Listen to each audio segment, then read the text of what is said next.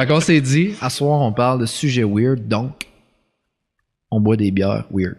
Tout à fait. Qu'est-ce que tu nous as apporté? Je vous ai apporté 3 bières, les plus louches que j'ai pu trouver. As-tu le droit de nous dire où est-ce que tu as pris ces bières-là? Oui, ils sont rendus quand même avec une sélection pas pire. Ok, c'est bon. On les salue. Cool. Fait que... Il a pas dit la succursale. Non, c'est ça. Fait qu'ils sont pas obligés de nous les donner gratuitement la prochaine fois, les bières. Fait qu'on a une bière qui s'appelle la New Wave Milkshake IPA. Ah, ça va être bon, ça. Fait que ça, c'est une bière que j'aurais eu tendance à donner à Will. Je sais pas pourquoi, mais Milkshake, je trouve que ça va bien avec toi. Moi, j'aime pas les affaires laiteuses, mais d'après moi... il y a un keyboard dessus. Intéressant. L'autre, c'est une bière qui goûte le funk. Cool. Le funk et la furie. Ah, un beau mélange. Hein? Thanks. En dessus? Très clean. Là, je suis sûr qu'on va faire des bloopers parce qu'on n'a pas d'opener. Ça doit être... Non, j'ai un opener. C'était sûr, c'était sûr. On peut pas. Puis l'autre, c'est une bière au thé. Comment tu dis ça? Robius? Bière au thé. Rooibos. Rooibos? Ouais. Rooibos. Intéressant. Hein? Okay. On va te la laisser, on va boire des affaires plus... Le pire, c'est qu'elle a l'air assez laiteuse, la mienne. J'imagine. Milkshake IPA... Vraiment, elle doit être laiteuse. Santé. Ah, en plus, t'as une carte opener. Hein? Oh! C'est ça. C'est beau. Regarde. On parle là-dessus. La mienne a l'air assez standard. Pas standard, mais assez... On peut même lire la petite description qu'il y a en arrière, si on veut. Bon, est-ce que tu as expliqué à notre public, dans le fond, pourquoi tu as des bières louches? Ils sont-ils au courant? Parce que dans le fond, on a décidé, on fera des coupages, on n'est pas habitué encore. Il faut que tu expliques à notre public pourquoi on a des bières louches. Ouais. Je sais pas pourquoi on a des bières louches. Parce qu'on a un podcast avec des sujets louches qu'on veut faire. Quel genre de sujet louche?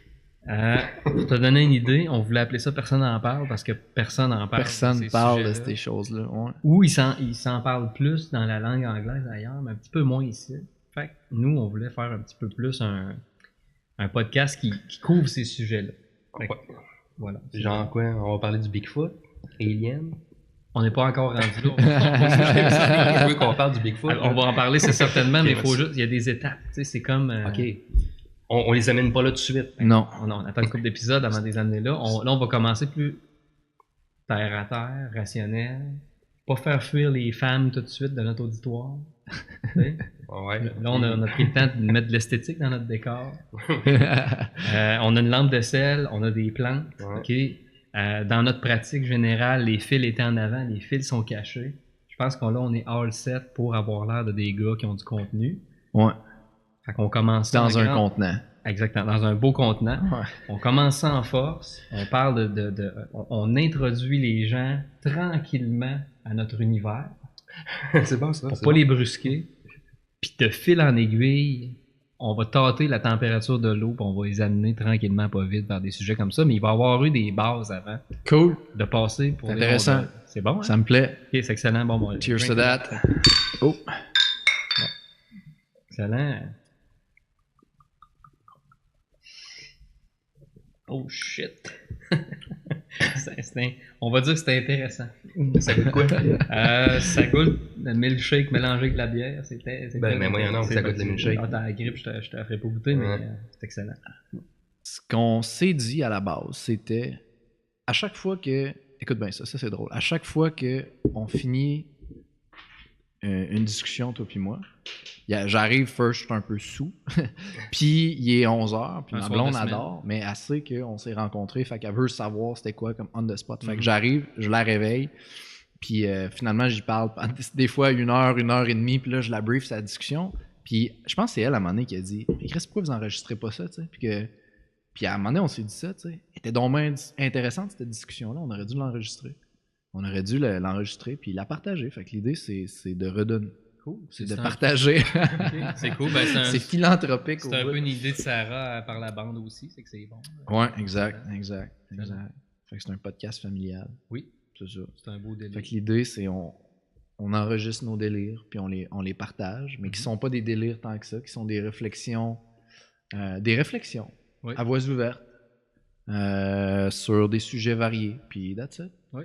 Conversation de gaucho, finalement. Oui, c'est ça, on est exact. pas chaud, mais en même temps, moi, ça va faire augmenter ma consommation de bière hebdomadaire parce que j'en bois déjà pas beaucoup. Fait que là, je vais être forcé d'en boire à tous les tournages. Fait que ça, c'est bon. C'est une habitude de plus de prise pour moi. Mais il faut que notre public sache qu'on n'est pas là pour apporter nécessairement de grandes réponses. On est plus là pour se faire, pour leur faire poser des questions puis leur donner le goût de chercher un petit peu plus. Donc, on va leur dire quelque chose que tu m'as déjà dit, que je répète à tour de bras. On va se poser des questions. Sachez que vous n'êtes pas obligé de répondre. Mais si vous prenez le temps d'y répondre, votre vie sera plus jamais pareille. No way back. Fait que, sachez-le, si vous écoutez le podcast, il n'y aura pas de réponse, juste des questions. Puis les réponses vous appartiennent, puis il va toujours avoir plus de questions. Fait que vous n'êtes pas obligé d'écouter le podcast. Mais si vous le faites, il risque de se passer quelque chose. Puis ce qui est intéressant aussi, c'est que nous autres, comme des lâches, on va se défiler de tout débat parce qu'on n'a rien affirmé. Ce qui est tout à fait... c'est du grand génie. Si on met ça en ligne, tu sais, on s'assure qu'on met pas les commentaires à un, mettons, sur YouTube. Non. Tu sais, on veut pas... On veut pas avoir de mauvais commentaires. Mais non, c'est ça. Excellent. On fait juste... Voilà. Ben, en fait, on peut laisser les bons puis filtrer les mauvais. Ouais, c'est bon. Puis ne rien débattre. Excellent. On s'entend là-dessus. C'est excellent. Super. Première... moi, je suis le plus rookie de la gang dans le développement personnel, puis dans la croissance, la spiritualité et tous les sujets qu'on Juste abordera. par l'âge. Parce que on sent pas la différence d'âge, là, sincèrement. Un vieux sage dans un jeune corps. Dans un jeune corps d'athlète. Mais d'après moi, David, il y a une vieille âme. C'est ça. Ça se voit dans ses yeux. Thanks. Puis dans ma barbe aussi. Oui. On le voit là aussi en premier. Puis, tu sais, la première question que tu m'as posée, ever, quand on s'est rencontrés, c'est pourquoi tu fais ce que tu fais? Puis ça m'avait quand même perturbé, tu sais, parce que c'est une question si simple. Pourquoi est-ce que tu fais ce que tu fais dans la vie? Mais qui est large, tu sais, comme question, puis qui te rend compte en bout de ligne, quand tu te poses cette question-là, le sens de tes actions n'est pas si marqué que ça, en fait. Ou le sens de tes actions ne t'appartient pas tant que ça, tu sais. Oui. Moi, ça a été le gros constat de la première question que tu m'as posée, c'était pourquoi tu fais ce que tu fais? Ouais. Puis après ça, il y a eu d'autres questions, mais juste cette question-là, pour moi, c'est ce qui a tout starté.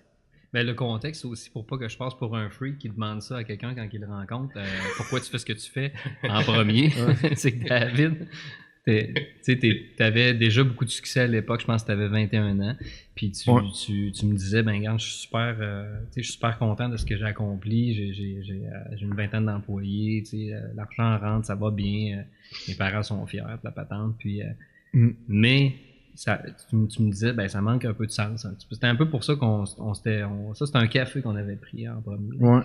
Puis, t'es pas rendu à la bière. Puis c'est dans ce contexte-là que je t'ai demandé, dans le fond, c'est quoi ton pourquoi? Ouais. Puis là, ça a starté un paquet Exact. de rencontres par la suite. Puis, exact. Puis c'était quoi ton idée en arrière de cette question-là? Parce que t'en avais une nécessairement. Tu savais que j'allais trouver une réponse, donc décliquer sur quelque chose ou complètement shut down puis ne jamais y répondre. C'était quoi ton idée derrière cette question-là? Ouais, j'en doute pas. Au début, oui, mais non, c'est pas vrai. Non, en fait, c'est que ça partait aussi de mon cheminement à moi aussi, dans un sens, parce que je me suis toujours dit, tu sais, bon, on a toujours des idées, on se fait vendre un peu, bon, okay, c'est quoi le succès, puis c'est quoi c'est quoi qui est important, puis là, puis c'est quoi aussi qui définit qu'on a réussi ou qu'on a bien réussi notre vie puis qu'on a en tout cas, du succès, tout ce bullshit-là, finalement. Puis moi, je me suis posé beaucoup cette question-là, puis j'étais pas quelqu'un qui était prédestiné à faire vraiment ce que je fais dans la vie. Là. Je suis vraiment choyé, mais en même temps, j'ai pris des décisions, j'ai fait du gros ménage dans mes croyances puis tout ça. Puis la raison pourquoi je te posais cette question-là, c'est que, un exemple, tu peux décider que tu veux être millionnaire. Mais tu sais, être millionnaire, il n'y a rien de mal à ça, mais en même temps, c'est un but qui est complètement vide. Tu sais, être Mhm. millionnaire, pourquoi? C'est parce que Exact. tu veux-tu être libre? C'est parce que tu veux aider plus de gens? C'est parce que tu veux que ta famille ait jamais aucun souci? Tu sais, il peut y avoir un paquet de...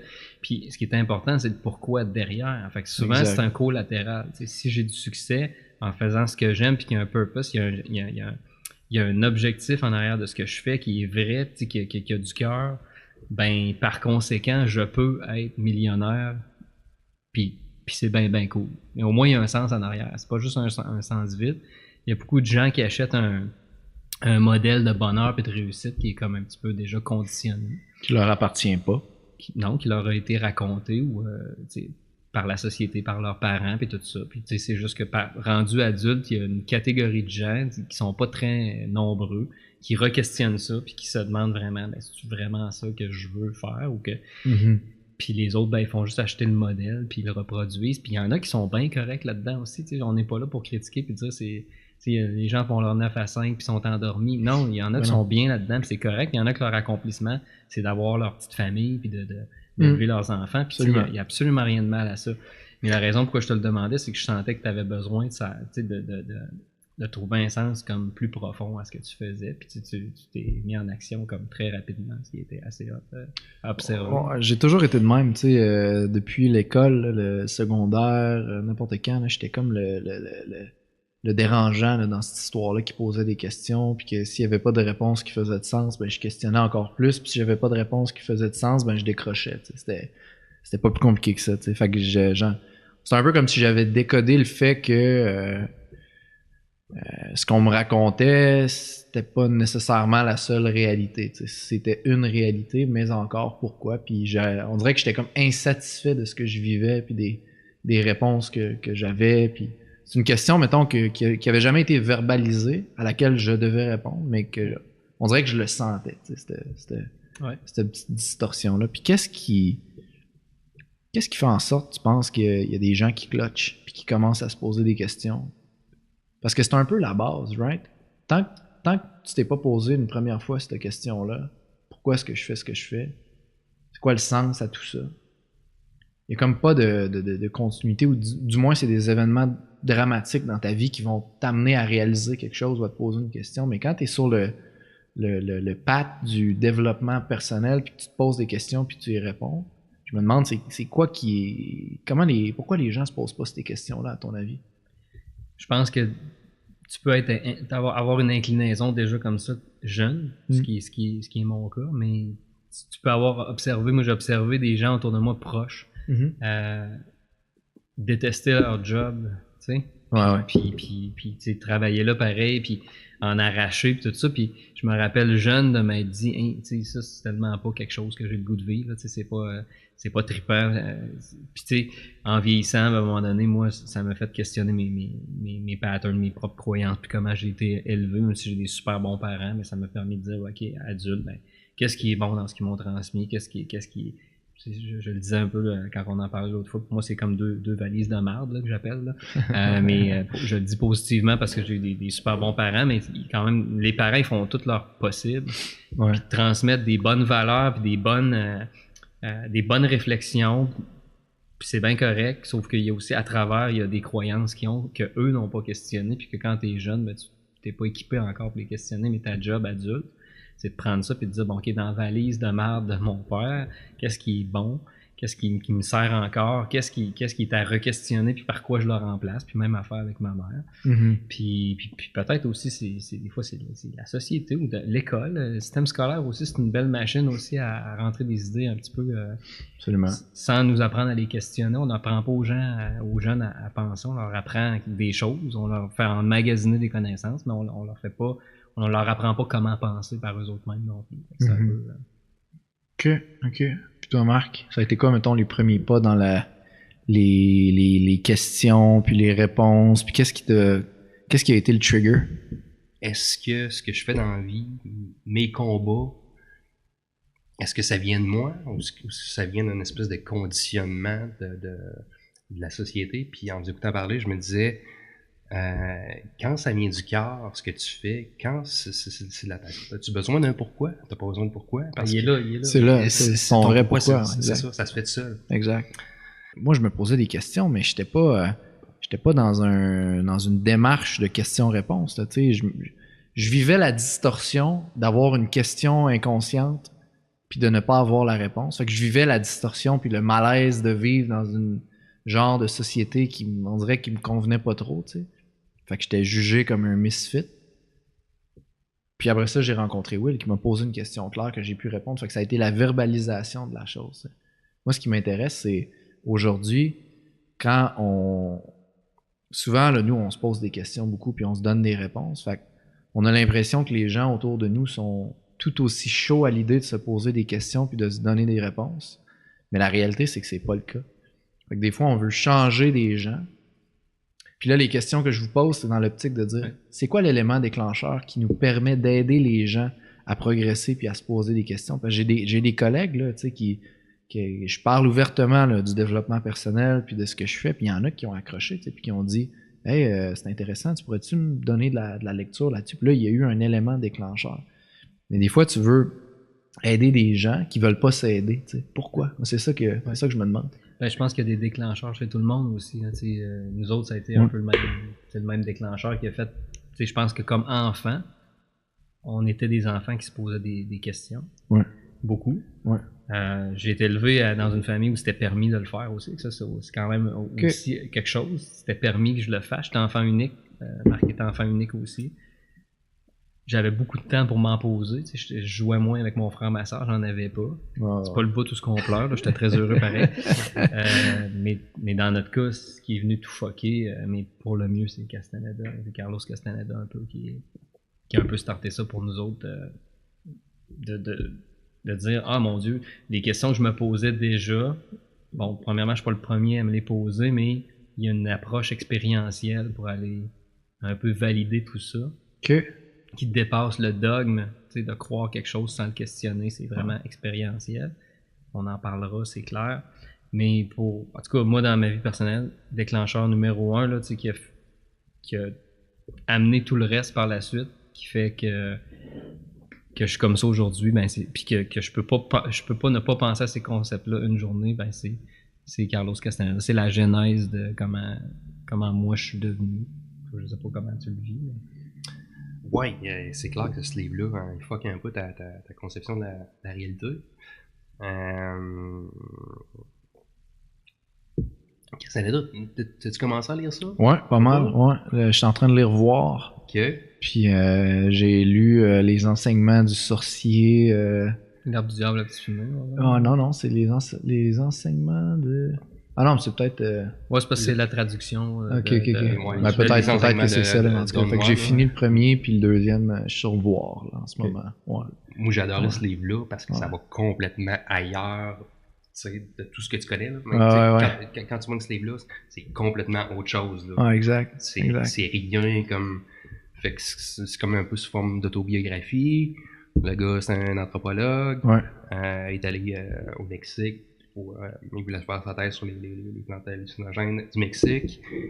Il se trouve un bon sujet, un espèce de vieux chaman vraiment fucking sage, qui change complètement sa façon de voir le monde. Puis c'est hot parce que la façon que c'est écrit, vu que c'est écrit sous forme autobiographique, on dirait que tu rentres dedans, là, vraiment, là, t'as l'impression de vivre. Tu vis à première personne un peu. Ouais, exact. Puis moi, je me rappelle les premières fois que j'ai lu ces livres-là, tu déposes le livre, tu regardes. Tu regardes les choses différemment. Hein? Tu fais comme, tu peux pas voir la réalité de la même façon que tu le faisais avant. Là, ça a complètement changé ta perspective. Puis ça, je trouve ça vraiment intéressant. Le fait d'avoir une autre perspective. Parce que quand tu penses à ça, on parlait de nos buts dans la société, on parlait de nos rêves, les rêves américains et tout ça. À quel point, tu sais, c'est du conditionnement qui vient de la société, de notre culture. Puis pourquoi qu'on adhère à ça? Pourquoi, tu sais, il y a tellement de cultures différentes, il y a tellement de façons de penser différentes. Mais nous autres, Exact. on est comme, on n'a pas tant de choix que ça. On arrive ici, nous autres, puis on est comme... Ce qu'on nous enseigne, c'est la forme, en fait. C'est la forme des choses. Fait que c'est, mettons, la forme, le courant de pensée, les étapes. Faut faire plaisir à nos parents, à nos amis. Exact. Faut faire de l'argent, faut suivre la traque. Donc, ce qu'on nous enseigne, dans le fond, quand on est jeune, puis c'est drôle parce que je suis là-dedans ces temps-ci, là, ayant un jeune enfant, là, mais ce qu'on nous enseigne beaucoup, c'est la forme des choses. C'est comment les choses devraient être. On nous enseigne pas à s'écouter, à se développer, à expérimenter, à s'améliorer, à tirer des conclusions. C'est-à-dire, on s'écoute, ils nous enseignent quoi penser versus comment penser. Exactement. Ils nous apprennent pas comment on devrait, par nous-mêmes, juger des choses, traiter des choses, penser. On nous apprend des choses directement. Fait que voici une lampe. Elle est comme ça, elle est faite comme ça. C'est tout. Il n'y a pas possibilité pour toi d'imaginer que ça pourrait être fait d'une autre manière. Puis, fait que la perspective, elle est réduite. Là, c'est là quand on parle, mettons, thinking outside the box, ça, c'est la perspective qui existe d'autres choses à l'extérieur de la boîte, mettons. Ça, on ne nous l'enseigne pas. Mm-hmm. Dès le plus jeune âge, probablement que c'est toute une question de société qu'on ne veut pas trop que les gens questionnent. T'sais. Quand tu étudies les religions et tout, tu te rends compte que l'aspect spirituel d'une religion à l'autre se ressemble beaucoup, beaucoup, beaucoup. Les religions disent essentiellement les mêmes affaires par rapport au partage, par rapport à un moi supérieur. Ils disent à peu près toutes la même affaire. C'est quand tu penses à qu'est-ce qui fait en sorte qu'une religion peut se diffuser proprement, c'est là que tu te rends compte que tu veux pas que les gens questionnent trop parce que sinon, tu mets en péril la diffusion de la religion. Je pense que ça part de là. Ben, peut-être que ça part de bien plus loin que ça, mais on nous apprend pas à questionner les choses. Puis ça crée tout un malaise quand tu questionnes les choses. Mais juste la religion catholique, fait que t'as le prêtre, que lui, il a la connexion directe avec le divin. Ouais, tu l'as pas. Lui, il est sur un fast track. Faut que tu passes par l'église. l'église. Faut que tu passes par l'institution ou par le rôle d'un prêtre pour être capable d'avoir accédé. Ça en dit long sur la patente. Pour moi, ça sonne comme, OK, c'est un objet de contrôle, la population un peu. Là. Exact. Puis je tiens à dire, on porte pas de jugement par rapport à ça. En fait, aucun jugement. L'idée, on observe. Il faut que nos auditeurs ou nos téléspectateurs sachent que quand quelqu'un juge, c'est Marc-Antoine. Ouais, c'est ça, exact. Nous autres, on est des gens qui sont très ouverts. Mais, non, il y a du bon. Là. Il y a du bon. Il y a du bon, mais dans tout. C'est aussitôt que quelque chose devient une institution, que ça devient... je suis d'accord avec toi. Je me rappelle que très jeune, c'est ça qui m'a un peu... Moi, avant de tomber dans Castaneda, à cause de ce gars-là, qui a profité de ma naïveté quand j'étais plus jeune que lui, à 17 ans. Mais c'est correct, c'est une bonne affaire qu'il a faite. Mais avant ça, j'ai été exposé... Ça sonnait drôle, ça. Non, n'ayez crainte. De ma naïveté. Il n'y a rien de ça. J'ai été exposé à la Bible puis à un paquet de tu sais, j'ai eu la chance d'étudier la Bible puis d'autres religions aussi, puis avant de tomber dans le Castaneda, puis je me rappelle consciemment que il y a des choses que je trouvais bien hot là-dedans, surtout mettons dans les Anciens Testaments, un exemple. Ouais. Puis que à 15 ans, je me souviens très très bien avec moi-même d'avoir pris une décision puis de dire OK, moi j'ai pas besoin de croire en quelque chose de déjà tout fait. Mettons, ce que aujourd'hui j'appelle un dogme, avec des réponses toutes faites, j'ai pas besoin de ça pour être rassuré. Fait que ça, je me souviens très très bien de cette réflexion de dire OK, là je lis ça, je prends des choses là-dedans, mais je comprends qu'il y a de l'hommerie à travers. Puis décision encore là sans jugement personnel. Mm-hmm. Ce qui m'a accroché plus tard, c'est que quand je suis tombé dans Castaneda, c'était tout le contraire d'un dogme. Fait que, pour les gens qui connaissent peut-être pas encore Castaneda, c'est expérience. On en parle, mais grosso modo, là, c'est quoi l'idée derrière l'idée générale Bon, Castaneda, comme tu l'as dit... Parce que pour vous autres, ça a été le trigger, de ce que j'en comprends. Ça a été le trigger de tout le reste. Okay, ça a été la genèse de tout ce qu'on est devenu par la suite. Donc, à la question, Qu'est-ce qui a fait en sorte que vous avez commencé à vous poser des questions puis qu'il y a eu une forme d'éveil sur autre chose? C'est Carlos Castaneda. C'est Carlos Castaneda. OK, parfait. Puis c'est le fait que, comme Marc-Antoine disait, c'est un anthropologue. Généralement, les anthropologues ne sont pas impliqués. Ils vont aller observer une culture puis ils vont garder une distance. Castaneda s'est fait pogner à son propre jeu parce que Castaneda, c'est un universitaire borné qui pense qu'il a tout compris. C'est le parfait étudiant, en fait. Lui, il arrive là, il a son carnet de notes, comme nous autres. Puis, il est là, il est assis avec le vieux sage dans le désert. Puis, lui, il pense qu'il pose des questions. C'est ça, puis il prend des notes, là, tu sais, sur ce que le vieux bonhomme dit. D'ailleurs, il se fait souvent écœurer par son Don Juan, qui va devenir son maître. Avec son carnet de notes, il se fait souvent écœurer avec ça. C'est comme ça qu'on devrait, Don Juan. Don Juan. Pas Don Juan, mais non. Don Juan, c'est une comédie musicale avec Jean-François Brault. Fait que c'est pas ça qui nous a réveillés, tout le monde. Pas du tout. Pas du tout. Mais en bref, c'est que pour moi, c'était tout le contraire d'un dogme, OK? Parce que le gars s'en va là en pensant qu'il va faire une thèse puis que son deal va être fait. Puis bon, il écrit sa thèse. Ce qu'il faut comprendre, c'est que L'Herbe du diable et la petite fumée, le premier livre qui était publié sous les presses de l'Université de Californie. Fait que c'était un travail de thèse. OK.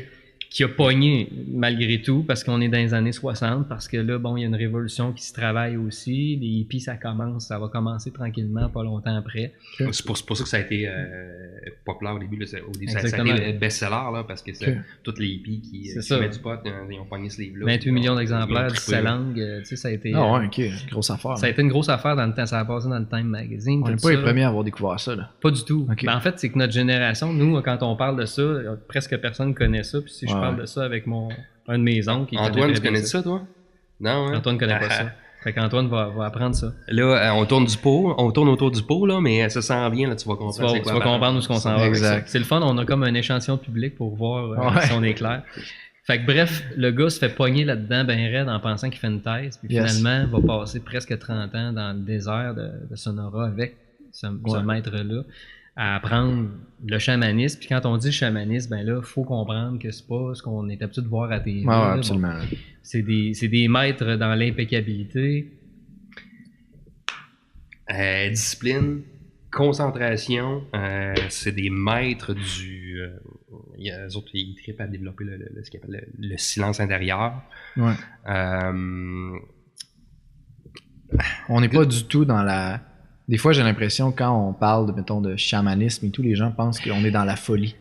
Mais c'est pas du tout ça. C'est dans le... Puis c'est vraiment pas là, ce qu'on s'imagine d'un chaman ou d'un... C'est vraiment autre chose. C'est très organisé, en fait. C'est ce que Castaneda juge au début. Il pense qu'il va arriver là. Bon, le chaman, lui, fait ses affaires de plantes. Puis moi, je suis structuré, je suis un universitaire. Ouais, c'est ça, exact. C'est pas ça la base. C'est que le chaman ou le chamanisme qui descend, c'est une discipline qui descend des Toltecs. Ouais. C'est beaucoup plus organisé, mais ils sont expérientiels. C'est pas un système de dogme qui dit, bon, ben, lis ça, regarde, le gars a fait ça, faut que tu crois à ça. Là. Non, c'est très, il lance dans l'expérience. Il est arrivé avec Castaneda, qui a scrappé toutes ses bases, ses points de repère pour définir la réalité. Parce que lui, c'était très solide. C'est un gars très cartésien. Ouais. Fait que dans le fond, la première étape, c'est qu'il s'est fait complètement démolir ses bases. Puis là, il n'y avait plus de repères. Son ego aussi. Détruire son ego. Parce que pour eux autres, la réalité n'est qu'une description. Fait que ce que tu penses qui est vrai, c'est juste une description. La table, c'est une table parce que c'était pas dire que c'est une table. On a comme un système d'inventaire. On fonctionne avec, tu sais, on se fait apprendre que ça c'est une plante. Ah oui, je reconnais une plante. Ça, tu vois la plante, c'est une plante. Check, on va pas plus loin que ça. Puis on reste très très très en surface par rapport à ce que les choses sont, ou qu'on pense qu'ils sont. En fait, ce qui solidifie selon l'enseignement qu'ils ont, ce qui solidifie ta vision du monde, ton interprétation du monde, c'est le dialogue intérieur. Parce que pour de vrai, quand tu observes une table ou une plante, tu n'as pas besoin de la classer dans un tableau, de dire ça c'est un meuble en forme de rond, c'est une table, ça c'est une plante, un rhododendron dans la famille. Tu sais, tu n'as pas besoin de faire ça, puis souvent, le parallèle qu'il faisait, c'est que tu as eu l'homme ancien qui n'avait pas de dialogue intérieur, qui avait un savoir direct comme C'est un lièvre. C'est comme un... Tu sais, un lièvre, c'est pas intelligent, sauf que pourquoi c'est au courant que ça doit pas manger tel champignon? C'est pas parce qu'il l'a lu dans le livre, puis il l'a classé dans le tableau, puis il a pris son doigt, puis il a fait c'est une amanite, tu mouches, je ne vais pas la manger. Quand tu penses à ça, c'est vraiment weird, parce qu'on est tout le temps en train de se parler dans la tête. C'est ça, là. Ça, c'est un cahier de notes, j'ai un crayon, puis on dit le mot, on n'a pas besoin de dire le mot pour reconnaître les objets, une fleur. C'est comme, pour eux autres, c'est comme un peu c'est une perte d'énergie. C'est ça, c'est une dépense d'énergie inutile, puis à cause de ça, on est toujours... On n'est pas dans l'instant présent, on n'est pas là. On est dans notre tête en train de nous radoter. De renforcer une conception qu'on a appris.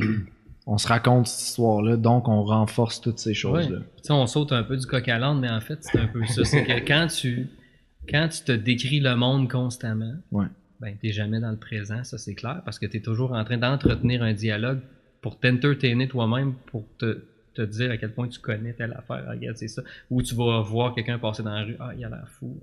Tu es toujours en train de te parler à toi-même. Fait que l'essence d'être, là, le fameux mindfulness que tu es censé d'atteindre, tout est pensé pour que tu ne l'atteignes pas dans cet état-là. Okay. Puis la question que tu vas te poser plus tard quand tu lis ces livres-là, c'est mais c'est qui pense? Parce que c'est vraiment moi qui pense ça? C'est-tu moi qui me décris le monde à chaque instant de même?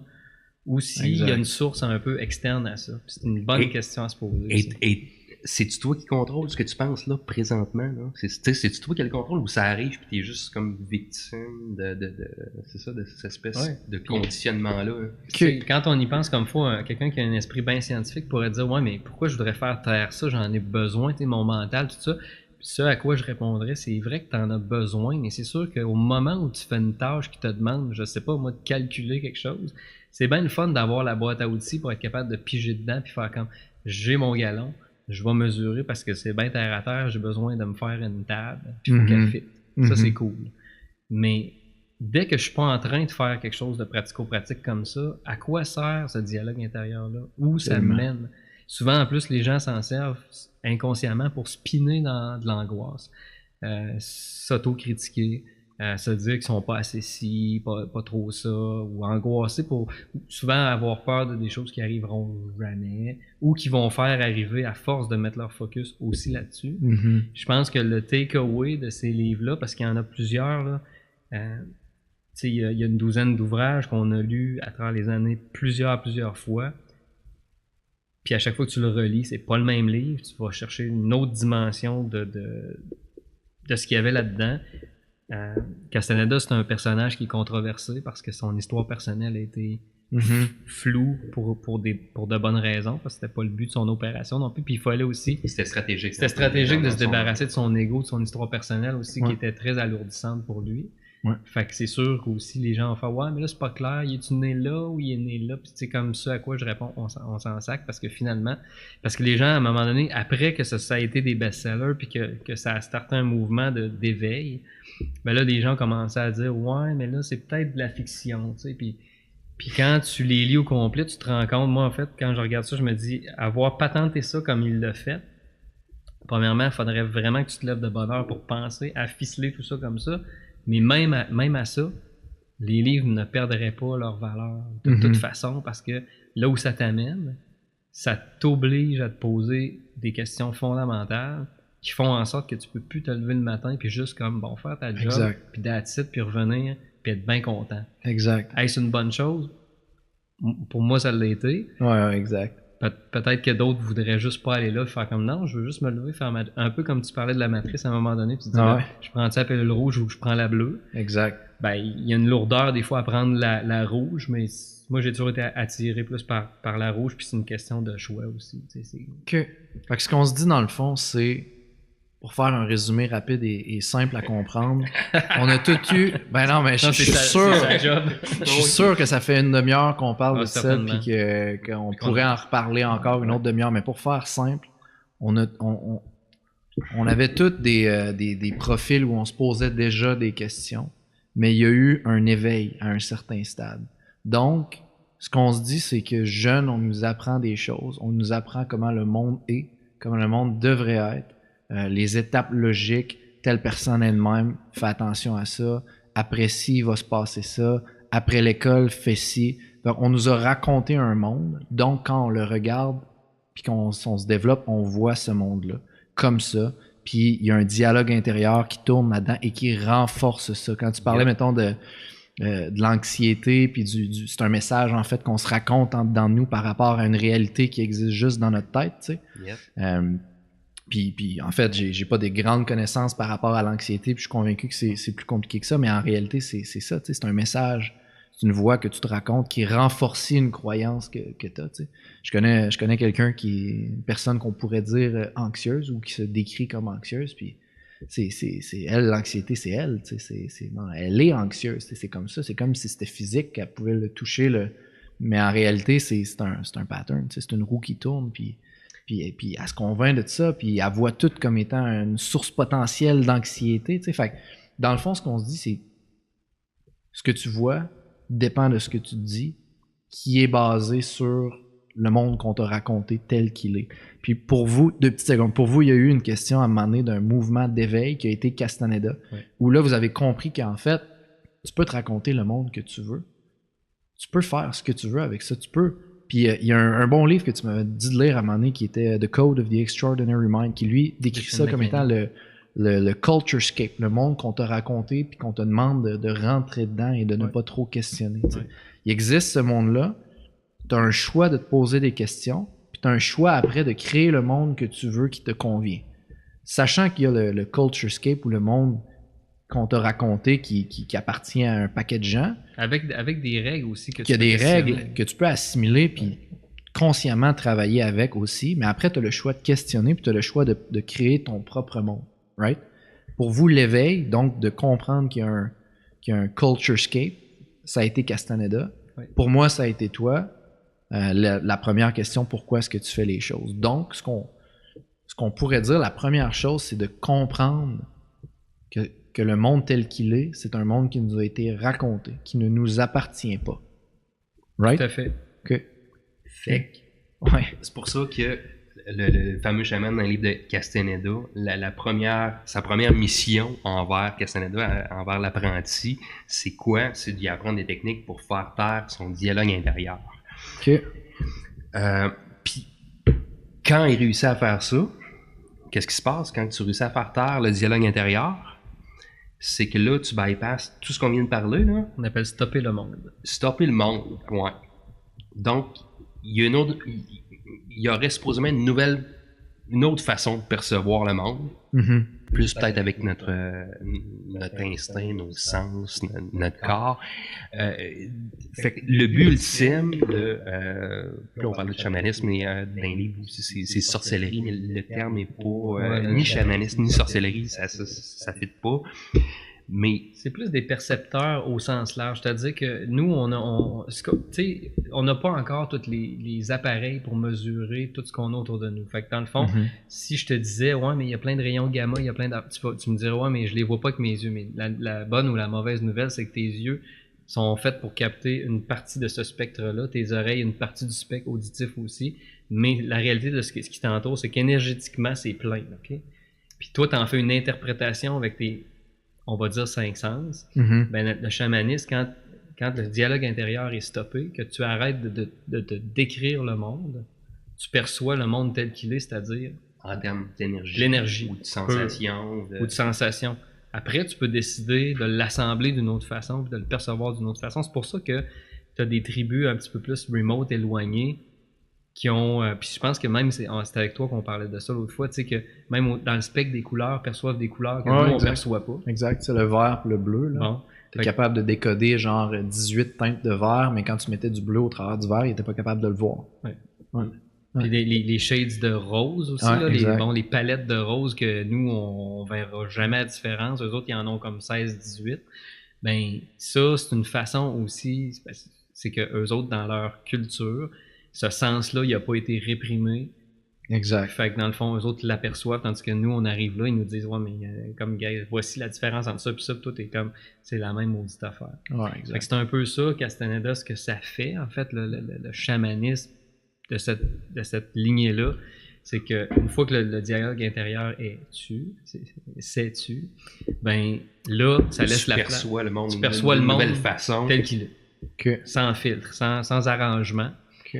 Puis là, après ça, tu peux décider de dire, OK, je l'assemble d'une... Mais là, tu te rends compte de toute façon que l'importance qu'on accorde aux choses, tu sais, comme quand on se prend au sérieux, puis tout ça, quand tu perçois le monde tel qu'il est, ça fait plus vraiment de sens. Fait qu'eux autres ont même développé un concept que moi, qui m'a beaucoup accroché, qui est la folie contrôlée. Mm-hmm. Parce qu'eux autres, il faut qu'ils vivent aussi en société. Exact. Fait qu'au lieu d'être impatient envers les gens, faire bon, le monde sont limités dans leur perception. Là, il faut geler avec du monde qui n'ont rien compris. Non, c'était des machines d'humilité puis de discipline. Ils vivaient parmi tout le monde, mais en faisant de la folie contrôlée, c'est-à-dire en agissant comme si ce qu'ils faisaient avait une importance capitale, puis en étant impeccable, puis en le faisant le mieux possible, tout en sachant qu'à la fin de la journée, ça change rien. Ah, exact. Puis d'être capable d'avoir une discipline comme ça pour accomplir des choses que eux savaient qu'en arrière, c'est pas ça la vraie affaire, puis c'est pas... Fait que c'était le voyage qui était plus important que la destination, ils l'avaient compris. Puis pour bien fonctionner en société, il n'y avait pas besoin de clasher puis de provoquer, ils faisaient juste la folie contrôlée. Fait que comme ça, ils gardaient leur énergie, passaient un peu inaperçus, étaient capables de faire leurs affaires quand même. Puis un bout vraiment intéressant que j'ai trouvé qu'à un moment donné, on a parlé ensemble il n'y a pas longtemps, c'est que quand les Yaquis ont été un peu assimilés par les Espagnols, qui étaient chrétiens, ben à un moment donné, bon, ils ont voulu forcer un peu la religion dans leur système eux autres, c'était pas un système de croyance. C'est ça qui est important de comprendre à Castaneda, puis c'est ce qui, moi, m'a accroché. C'est pas un système de croyance, c'est un système de connaissance expérientielle. C'est quoi la différence? Ben, on te demande pas de croire quelque chose que tu as lu. On te demande de te pitcher dedans puis de l'expérimenter par toi-même. Fait que l'assemblage que tu en feras ou la compréhension, tu en es responsable d'une certaine façon. Puis être expérientiel, c'est pas un dogme. C'est un peu ce que je disais tantôt quand on t'apprend la forme versus quand on t'apprend à être. Exact. On t'apprend la forme des choses. Ça, c'est bon à acheter. Exact. Ouais, exact. Mais un exemple de... Sors-toi-en, c'est beau, mais prends pas ça trop sérieux. Mais le bon exemple de folie contrôlée qu'on allait dire là, c'est que dans le fond, ils ont été assimilés par les Espagnols qui ont imposé la religion. Eux autres, au lieu de faire comme non, nous autres, on a nos affaires, puis tu sais, comme, ben, ils ont joué le jeu. Ils se sont fait assimiler, mais ils ont commencé à prendre des symboles religieux catholiques, puis à eux se faire des accords sur la symbolique pour eux, c'était quoi. Fait que quand ils regardaient la croix, eux autres, la symbolique, c'était pas ça, c'était autre chose.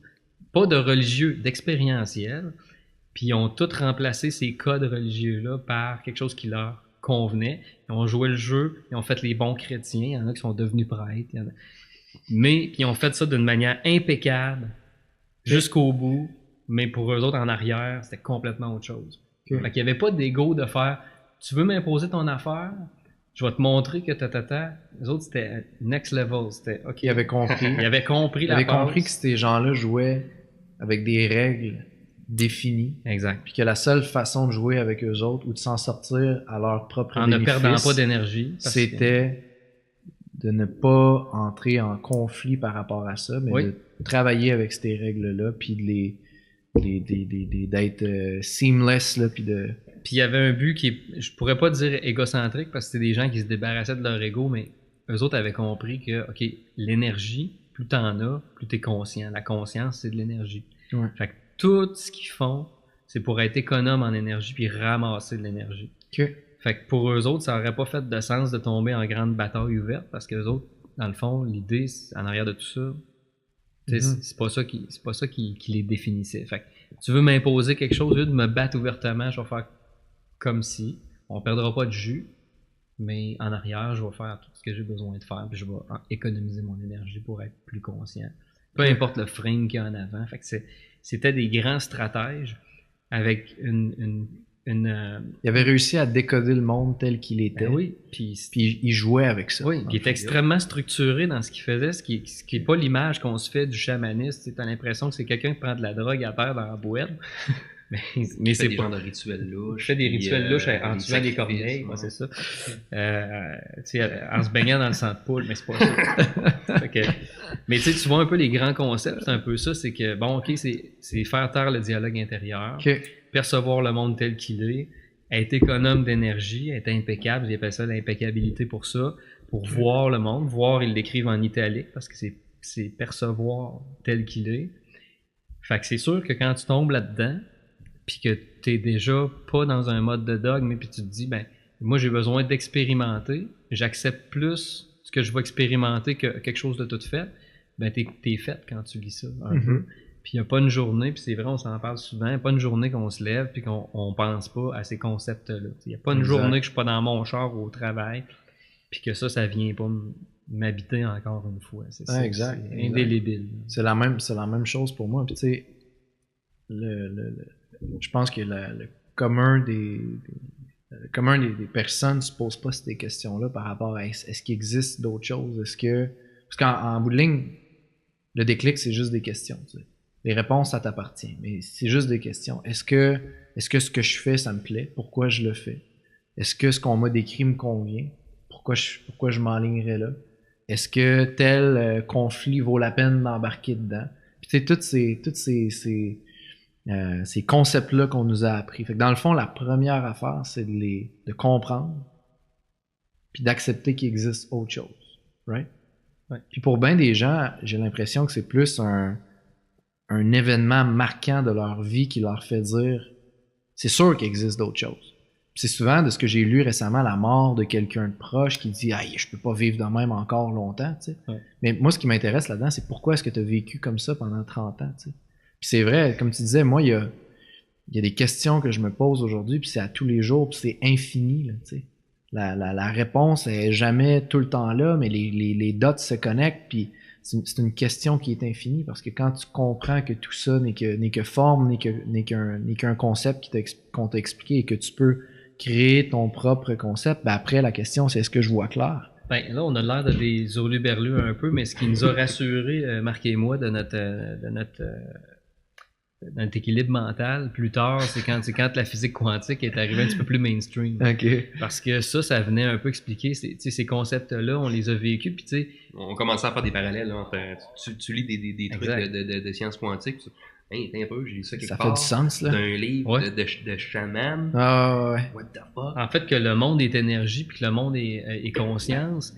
Tu sais, la physique plus traditionnelle, newtonienne, aujourd'hui, elle n'est même pas encore rendue là, sauf que le problème qu'il y a eu, puis dans les années 90, la physique quantique, elle était là depuis 1903-1904, mais elle est devenue mainstream dans les années 90. Mais ce qui aurait dû se produire, c'est que quand il y a eu le Double Slit Experiment, en 1903, quand ils ont découvert que les photons, lorsqu'ils étaient observés, pour les gens qui veulent aller chercher sur le Double Slit Experiment, ben, dès que tu observes un photon, il réagit comme tu penses qu'il va réagir, puis dès que tu l'observes pas, il fait n'importe quoi. C'est quoi l'expérience en soi, puis c'est quoi un photon, juste pour que mettons... Ben, un photon, c'est une particule de lumière, que maintenant on comprend que c'est en même temps une particule, ça peut être en même temps une forme d'onde, c'est capable de bilocation, ce qui, selon la physique newtonienne, fait aucun sens. Puis, le Double Slit Experiment, grosso modo, je suis pas très bon visuellement, mais ils font un canon. Là, c'est petit, là. On shoot des photons. Okay? Ils font un canon, comme un canon à peinture, mais c'est un canon à photons. Okay. On a un muret d'un côté, on a le canon d'un bord, puis on shoot comme si on shootait de la peinture, mais on shoot des photons. Okay. On met un pochoir entre les deux, avec une ligne verticale, un trou vertical. Normalement, qu'est-ce qui se passe si j'envoie de la peinture dans une fente verticale sur le muret du fond? Je devrais voir une ligne verticale. Ouais. C'est ce qui arrive. Fait fine. Jusque-là, ça va bien. Maintenant, il dit, parfait, on va faire 2 fentes verticales, une à côté de l'autre. Là, on se ramasse avec une dizaine de lignes sur le muret du fond qui sont parallèles.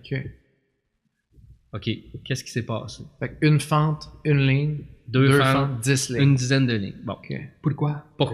Why? OK? Fait que là, ils disent, on va mettre un observateur. Évidemment, dans ce temps-là, il n'y avait pas de caméra, mais ils ont mis un microscope assez puissant pour voir la trajectoire du photon. Puis là, ils se rendent compte que quand on observe le photon, il fait exactement ce qu'on pense. Fait qu'il va faire 2 lignes. OK. Parce qu'on l'observe. OK. Juste ça, là, mettons, on fait une pause là, pour nous qui avons lu du Castaneda, puis qu'on se disait, ben tabarnouche, puis que juste ça aurait dû faire un genre de pause dans la science, puis on aurait dû dire, OK, un petit peu, là. Qu'est-ce que ça veut dire maintenant? Exact. Qu'est-ce que ça veut dire pour toutes les expériences qu'on a faites dans le passé, où on avait un objectif en tête, où on avait une idée de ce qui allait se produire? Parce que là, c'est la première fois qu'on découvrait de façon plus scientifique que l'esprit a préséance sur la matière.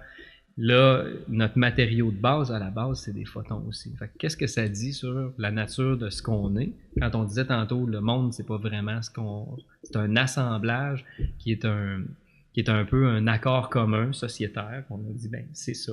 Puis dépendant où tu vis, ben la culture est différente, mais grosso modo, les accords sont différents. L'accord est assez là pour dire, ben regarde, c'est ça qu'on s'entend que c'est la description du monde. Mais dans les faits, c'est juste de l'énergie qui est assemblée d'une façon ou pas, selon des sens que tu as ou pas. Okay. Quand ils ont fait cette expérience-là, normalement, on aurait dû dire, ouh, les 400 ans de physique newtonienne, ça change toute la patente. Parce que c'était un modèle mécanique qu'on avait. Puis qu'est-ce que la médecine a fait aussi? Elle a suivi la physique newtonienne, bien entendu. Fait qu'on a comme une vision très mécaniste de la santé, de l'équilibre du corps et de la médecine, finalement. Fait que normalement, il aurait dû avoir un reset un peu là de la médecine, puis évidemment de la science en tant que telle. Il y a eu beaucoup de choses qui se sont passées aussi à cette époque-là, c'est-à-dire que Maxwell, qui était en vie à ce moment-là, a fait des équations. Puis quand Maxwell a fait ces équations-là, qui est venu un petit peu plus expliquer, ben, évidemment, il s'est rendu loin dans la mathématisation de ça, ben là, ses collègues qui étaient un peu moins comme lui ont commencé, qui étaient plus dans l'establishment, ont fait non, on l'a trouvé, va pas jouer là-dedans, on l'a trouvé comment ça marche l'univers, là. On est capable de reproduire le modèle, là, c'est des petites maquettes, là, fait que c'est bien cool, ok? Fait que, puis finalement, la meilleure preuve de ça que ça dérangeait, c'est que les équations de Maxwell, encore, tu peux les apprendre dans les universités aujourd'hui, mais à l'époque, ils ont payé des collègues, en fait, des physiciens, pour refaire les équations, pour enlever ces morceaux-là dedans. Fait qu'aujourd'hui, si tu apprends les équations de Maxwell, ben, elles sont incomplètes. Puis ça, c'est connu, là, c'est pas un fait qui est inventé. Fait que déjà là, tu te dis, dans quelle intention? Si on avait fait une percée, on s'était rendu compte que, wow, ok, ça va un petit peu plus loin que ça. Ben, pourquoi on s'est pas posé la question? Pourquoi on a caché ça, là? Ben, je pense qu'il faut remonter à Descartes, dans le temps, je pense, donc je suis. Descartes avait fait un deal avec l'establishment. À l'époque, tu avais l'Église, bien entendu. La religion était super forte, puis tu avais la science. Ouais. Puis, je pense donc je suis. Je pense donc je suis. Déjà, je suis pas d'accord. Je peux, Mais bon, lui, c'est un grand cartésien. Puis l'Église est venue le voir, puis on dit à ce moment-là, check, tout ce qui est du domaine de l'esprit, là, laisse ça à l'Église, OK? Ouais. Puis lui, ben, il s'en calissait. Fait qu'il a dit, c'est correct, de toute façon, moi, je crois pas à ça. Fait que, m'en calisse de toute façon. De toute façon. Prenez-le. Il était financé, puis il avait tous ses chums étaient bien riches, ses collègues, c'était du monde qui avait bien de l'argent aussi à l'époque. Fait que les autres, ils ont continué dans la lignée, tu sais, newtonienne aussi. Fait que, tu sais, ça l'a mené à ce qu'on appelle aujourd'hui le scientisme. Le scientisme a à peu près 200 ans. Okay. Puis c'est dogmatique aussi. Fait que dans le fond, c'est qu'il y a encore des choses qui sont pas re-questionnées, qui devaient être re-questionnées à ce moment-là, encore une fois. Pause avant que tu rentres dans le scientisme. Ouais. Fait que là, moi, ce que je trouve intéressant, c'est que là, à un moment donné, on se rend compte que le chaman et le scientifique quantique ont le même genre de langage. Donc, les deux disent que, la réalité n'est pas si solide que ça. On se retrouve peut-être plus dans quelque chose qui est un univers multidimensionnel. On parle plus de quelque chose que, à la base, tout est énergie, tout est vibration. Donc, les deux disent ça. Et ma façon d'observer le monde peut peut-être changer le monde. Je vais te donner un exemple. Et le temps n'existe pas. Ça, on va revenir plus tard. Ouais. Je vais te donner un exemple qui est arrivé pas plus tard que hier, en fait. On rentre dans un meeting client avec des gens où la situation est un peu conflictuelle à la base, ok? Donc, nos anticipations face à qu'est-ce que la situation va être sont, ça va brasser, ça va être conflictuel.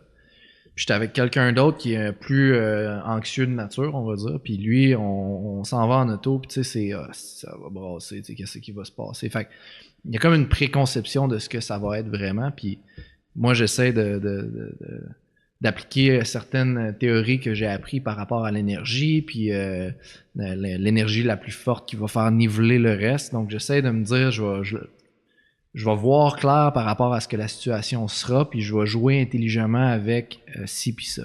Fait qu'en bout de ligne, je me suis juste mis dans un mindset extrêmement positif par rapport à ce que la situation était.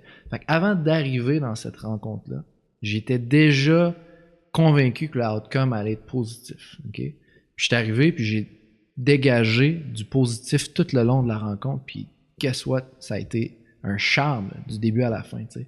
Puis c'est dans des situations comme ça que tu comprends qu'en réalité, la réalité est plus une réaction par rapport à ce que t'arrive, puis l'énergie que tu mets dans quelque chose. Puis la situation peut varier.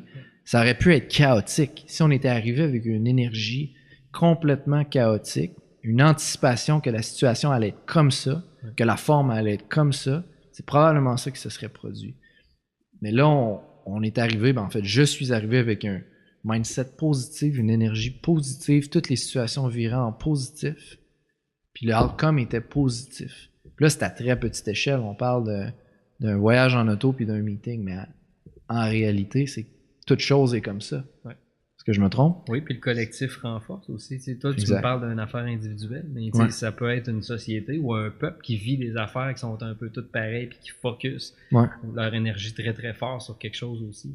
On a toute l'expérience, c'est ça, de rentrer, tu rentres dans un meeting, tu n'es pas au courant de la situation, mais tu rentres dans le meeting, il y a comme un malaise, ça sent, ça sent, tu sais pas pourquoi, là tu penses que c'est toi, mais non, il y a quelque chose. Ben ça, tu vois, la science, là, elle va le nier en bloc, puis c'est un peu ce que Rupert Sheldrake, le gars qui a écrit Science Set Free, qui dans le fond qui parle de scientisme, explique, c'est qu'il dit, on a tous eu ces feelings-là. De rentrer dans une pièce et sentir une atmosphère là, de sentir que tu es observé, de penser à quelqu'un qui t'appelle. Tu sais, bon. Ça, c'est un classique. Genre, tu regardes quelqu'un, il se retourne, comme s'il savait que tu l'observais. Toi, tu te retournes. Non, il y a quelqu'un qui est en train de... C'est weird, ça. Exact. Mais tu sais, ça arrive suffisamment souvent pour que tu dises, ben là, c'est tout le temps un hasard. Puis la science va le nier en bloc parce que, pour eux autres, c'est pas mesurable. Fait que c'est des bons exemples un peu qui, tu sais, que tout ça c'est nié en bloc, puis qu'à un moment donné ça devient valide. Puis je dirais qu'aujourd'hui, pour passer pour un weirdo, j'ai toujours eu des jobs assez terre à terre, là. Mais tu sais, de la façon que je gère mon travail, c'est 90% d'instinct, puis parce que je vais le filer de même aussi. Je vais arriver, je vais dire ok, on s'en va dans un meeting, là ce qui est important qui passe c'est ça. Puis je vais me mettre dans la bonne vibe parce que je sais avec le temps que je crée ma réalité en m'en allant puis j'influence. Fait que ça veut dire que... Mais c'est quand même extrêmement tough là, de faire ce que vous faites. Là. C'est que là, tu switches de mode de fonctionnement, tu n'es plus en mode réactif. Normalement, c'est comme si on a été programmé à stimuler l'extérieur. Exact. Mais c'est ça, on a des feuilles au gré du vent que selon les on nous a enseigné finalement à fonctionner comme ça. Quand tu anticipes que ça va être une chose, nécessairement tu vas aller confirmer cette chose-là. Pour en revenir au Double Slit Experiment, si tu extrapoles, parce qu'après ça, on continuait à aller rechercher la nature de la réalité. Et puis un peu, les chamans le faisaient par des pratiques plus spirituelles, mais très pratiques. Les physiciens quantiques le faisaient avec des instruments et des expérimentations, puis ils arrivent à la même place. Il y a même un livre qui s'était écrit dans les années, je me demande si c'est pas 90, qui était le Tao de la physique, qui était comme un physicien, qui lui a eu comme un éveil, puis qu'à un moment donné, il a trouvé des solutions physiques, tu sais, de son domaine en rêve, puis qu'à un moment donné, il a comme fait « Wow! » Einstein aussi a fait ça, Tesla a fait ça aussi. Tous nos grands génies ont eu des moments comme ça où des aha moments là, vraiment spirituels où ce qu'ils ont en rêve ont vu une image qui a fait c'est ça que je cherchais. Exact. Fait que ça aussi tu peux pas juste nier ça en bloc, puis il faut juste comprendre qu'à chaque fois qu'on répète une expérimentation dans un setting de laboratoire avec plein de monde qui sont là. Si tout le monde, c'est des cartésiens finis qui croient au 10 dogmes de la science, ben on s'attend à un outcome, on s'attend à comment ça va finir, puis fort probablement que c'est ça qu'on va obtenir, parce que tout le long, on influence l'expérience. Ça fait que finalement, ça revient à dire que la science newtonienne, sans rien enlever à Newton, il y a des modèles mécaniques qui marchent dans l'univers de la physique immédiate. Mais le problème, c'est que c'est comme si on était, pendant 400 ans, on a voulu vérifier si le vent existait, on sortait des jours qui ne ventaient pas, puis on faisait « le vent n'existe pas ». C'est bon, ça. Fait que c'est un peu ça qu'on a fait pendant 400 ans. C'est pour ça que c'est de valeur qu'à ce moment-là, en 1903 quand même, ça ferait déjà quand même un petit bout que la physique quantique a quand même décollé puis tout ça, mais a toujours été un petit peu, même s'il y a eu bien des prix Nobel puis bien des percées, c'était un petit peu ridiculisé de l'establishment scientifique mécaniste un petit peu. Mais c'est normal en même temps, là, ça change tellement toute la game. Ben, ça scrape ta vie. Imagine, pour vrai, à moins que tu es capable de passer à travers ton ego, en fait, de mettre ton ego de côté puis de dire « Wow, j'étais dans le champ une couple d'années », mais un scientifique n'aime pas, souvent par profil, aime pas dire hey. Fait qu'imagine si t'enseignes en physique puis que c'est ta vie puis que tu gagnes des prix puis là, ben, même si je te montre quelque chose qui fait bien du sens mais qui défait ton modèle, puis en fait, dans les faits, il le défait pas parce que tu expliques une partie qui est explicable. C'est juste que tu es juste en train d'admettre que dépasser ça, je les ai pas les explications, comme dans l'infiniment petit, dans le quantique, ben, les règles ne tiennent pas. C'est-à-dire que tu peux avoir de la bilocation, tu as de l'intrication quantique, tu as deux particules. Ben, bilocation, déjà, c'est fucké. Tu peux avoir deux particules qui ont une intrication quantique, tu en fais spinner une, l'autre est aussi loin que sur Mars. Puis c'est instantané. C'est instantané. Il y a pas de délai, là. C'est ce qu'Einstein appelait spooky action at a distance, qui avait théorisé, qui a été démontré par la suite. Mais ça change tout aussi. Ça change tout pour nos communications. Pourquoi qu'on a des fucking cellulaires aujourd'hui super dommageables pour la santé avec l'intrication quantique et les scalar waves? En fait, les scalar waves, c'est ce que Tesla faisait pour faire voyager l'électricité sans fil dans les années 1900, sans problème, sans distance, gratuitement parce que c'est partout. Fait que pour la communication, on pense que ça n'aurait pas un impact. On pourrait, peu importe la distance, en temps réel, communiquer puis sans avoir ces bebelles-là, ces cochonneries-là. Ouais. Ben, Wim Hof, c'est parce que lui, ce qu'il a découvert par le froid au début, parce que le froid t'apprend à, OK, là, tu peux pas être pas dans le moment présent quand t'es dans le froid, t'es en mode survie. Ouais, c'est clair. Fait que dans le fond, lui, en allant dans le froid, il a commencé à 17 ans, mais il a commencé réellement à y aller plus une fois que sa femme s'est suicidée là, dans les années, je pense, 90. Ouais. Il était extrêmement triste, je pense qu'il avait 4 enfants, tout ça, puis il est retourné pas mal dans le froid. Puis il a découvert dans le froid extrême, là, dans l'eau froide, c'est le Iceman, pour ceux qui ne le connaissent pas, on l'appelle le Iceman. Il est capable de se baigner dans des eaux que normalement 5 minutes tu meurs. Lui, 15-20 minutes, la tête en dessous de l'eau, pas de trouble. Puis il a toujours accepté de se soumettre à la science parce que la science dit ouais, mais toi, peut-être que génétiquement, t'as quelque chose, puis il est capable de l'enseigner. Toi, t'es pas normal. Ouais, c'est ça, exact. L'enseigner, en fait, à plein de monde. En fait, par l'oxygénation, dans le fond, ce qu'il fait par cette technique de respiration-là, c'est qu'il a découvert, premièrement, qu'on peut s'oxygéner beaucoup plus qu'on pense, emmagasiner beaucoup plus d'oxygène. Donc, quand on arrive au froid, on est gorgé d'oxygène, donc on a l'information du froid, mais peut-être pas la douleur qui vient avec. Donc, on est capable puis c'est très bon pour l'organisme d'avoir un choc de froid, puis après ça, d'en sortir, évidemment.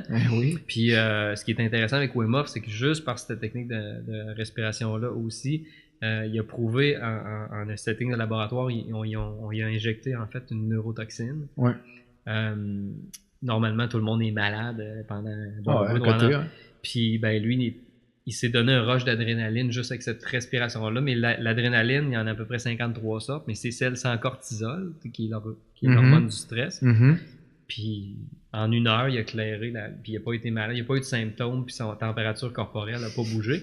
Fait que là, ils ont dit, t'es un freak, ça se peut pas. Il a fait, je vais faire venir de mes élèves. Exact, ils vont le refaire. Ils vont le refaire, puis ils ont injecté à ses élèves la même endotoxine. Puis, dans le fond, ils ont tout passé à travers en dedans d'1 heure sans autres symptômes. Wim Hof est fascinant pour ça parce que justement le cordyceps, oui, il fait ça par OK, c'est une herbe, pas au même niveau, là, on s'entend. Pas au même niveau. Mais la technique de Wim Hof, je trouve que c'est un excellent parallèle, parce qu'on Okay. je sais que tu l'as fait, je l'ai fait aussi là, depuis une couple de mois aussi, avec les douches froides. Mais je le fais par souhait de résilience, puis de développer ma résilience, de dire je me crise dans des situations vraiment difficiles, puis j'apprends à m'écouter, puis à bien dealer avec.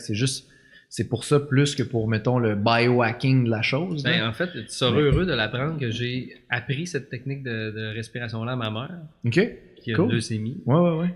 Puis, évidemment, ces marqueurs sanguins, on les prend 2 fois par semaine aussi. Donc, il y a l'hémoglobine aussi, qui est un marqueur d'oxygène aussi dans le sang, qui est super bénéfique juste de faire cette respiration-là. Elle n'est pas rendue aux douches froides, là, peut-être pas encore. Mais curieusement, un gars vraiment fucking frileux comme moi est capable de le faire. Ouais, fait que, absolument. Ça se fait. Là. La première fois, c'est un peu inconfortable. Mais tu sais, tu développes une forme de résilience à ça, puis à un moment donné, c'est facile. Un des avantages de ça, c'est que William, avant, se plaignait énormément du froid de l'hiver au Québec. J'étais écœuré pareil de l'hiver. On se demande, là, quand j'ai plein de neige dans le même, j'étais un peu écœuré, puis j'étais un summer boy pareil. Là, Un summer boy? Ouais, j'aime ça l'été. En fait, quand c'est l'été, je me dis, ça pourrait rester de même, je m'ennuierais pas. J'aurais pas de nostalgie dans le temps des fêtes. Oh mon Dieu, une petite neige, ça ferait du bien. Je l'aurais pas. Mais justement, je suis quelqu'un qui est vraiment pas endurant normalement au froid. J'aime pas ça, ça m'insulte d'avoir froid. Ouais. Mais la douche froide, vraiment, il faut comprendre qu'on se crisse pas dans l'eau froide de même. Tu prends ta douche en température normale, puis à la fin, et tu vas aller tranquillement vers froid, très froid. Exact. Mais 2-3 minutes. Puis exact. Là, tu peux pas penser à ta journée. T'es là, puis tu survis. Exact. Mais le bienfait que ça fait après ça, par exemple, tu fais t'es condamné à percevoir le stimuli externe. Comme un drastiquement. stimuli. Comme un stimuli. Ouais. Exact. Puis ça revient un peu à notre conversation de Castaneda tout à l'heure. Absolument. La réalité, c'est une interprétation. Quand un gars frileux comme moi est capable de se sacrer dans une douche frette, restez là.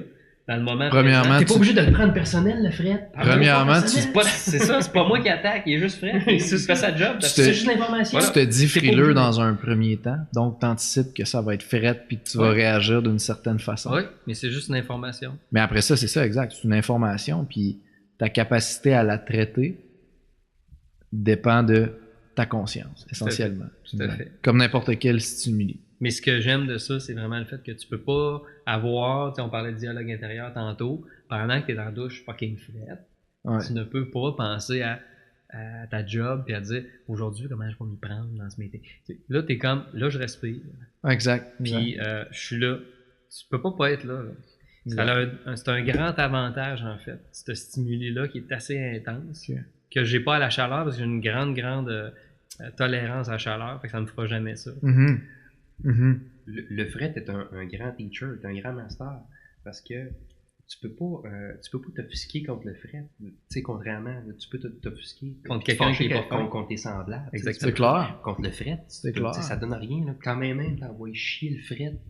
Il va avoir la même intensité. Exact. Non, c'est ça, exact. Même que peut-être que tu vas avoir une perception encore pire du fret si tu sacs après, comme j'ai fait pendant de nombreuses années. Ouais. Tu gagneras pas contre le froid. Exact. Tu vas se mettre t'adapter. C'est pour ça que Wim Hof dit que the cold is my teacher. Oui. C'est bon, ça. Oui, puis ce qu'il dit, c'est que justement, c'est que ça le condamne à être avec lui-même, puis à être en pleine connaissance de cause, puis à essayer lui-même par sa propre personne de voir comment est-ce qu'il peut pas traiter cette information-là puis la gérer du mieux qu'il peut en étant pleinement présent. C'est très expérientiel ce que tu as dit, puis c'est vrai qu'il dit « The cold is my teacher »,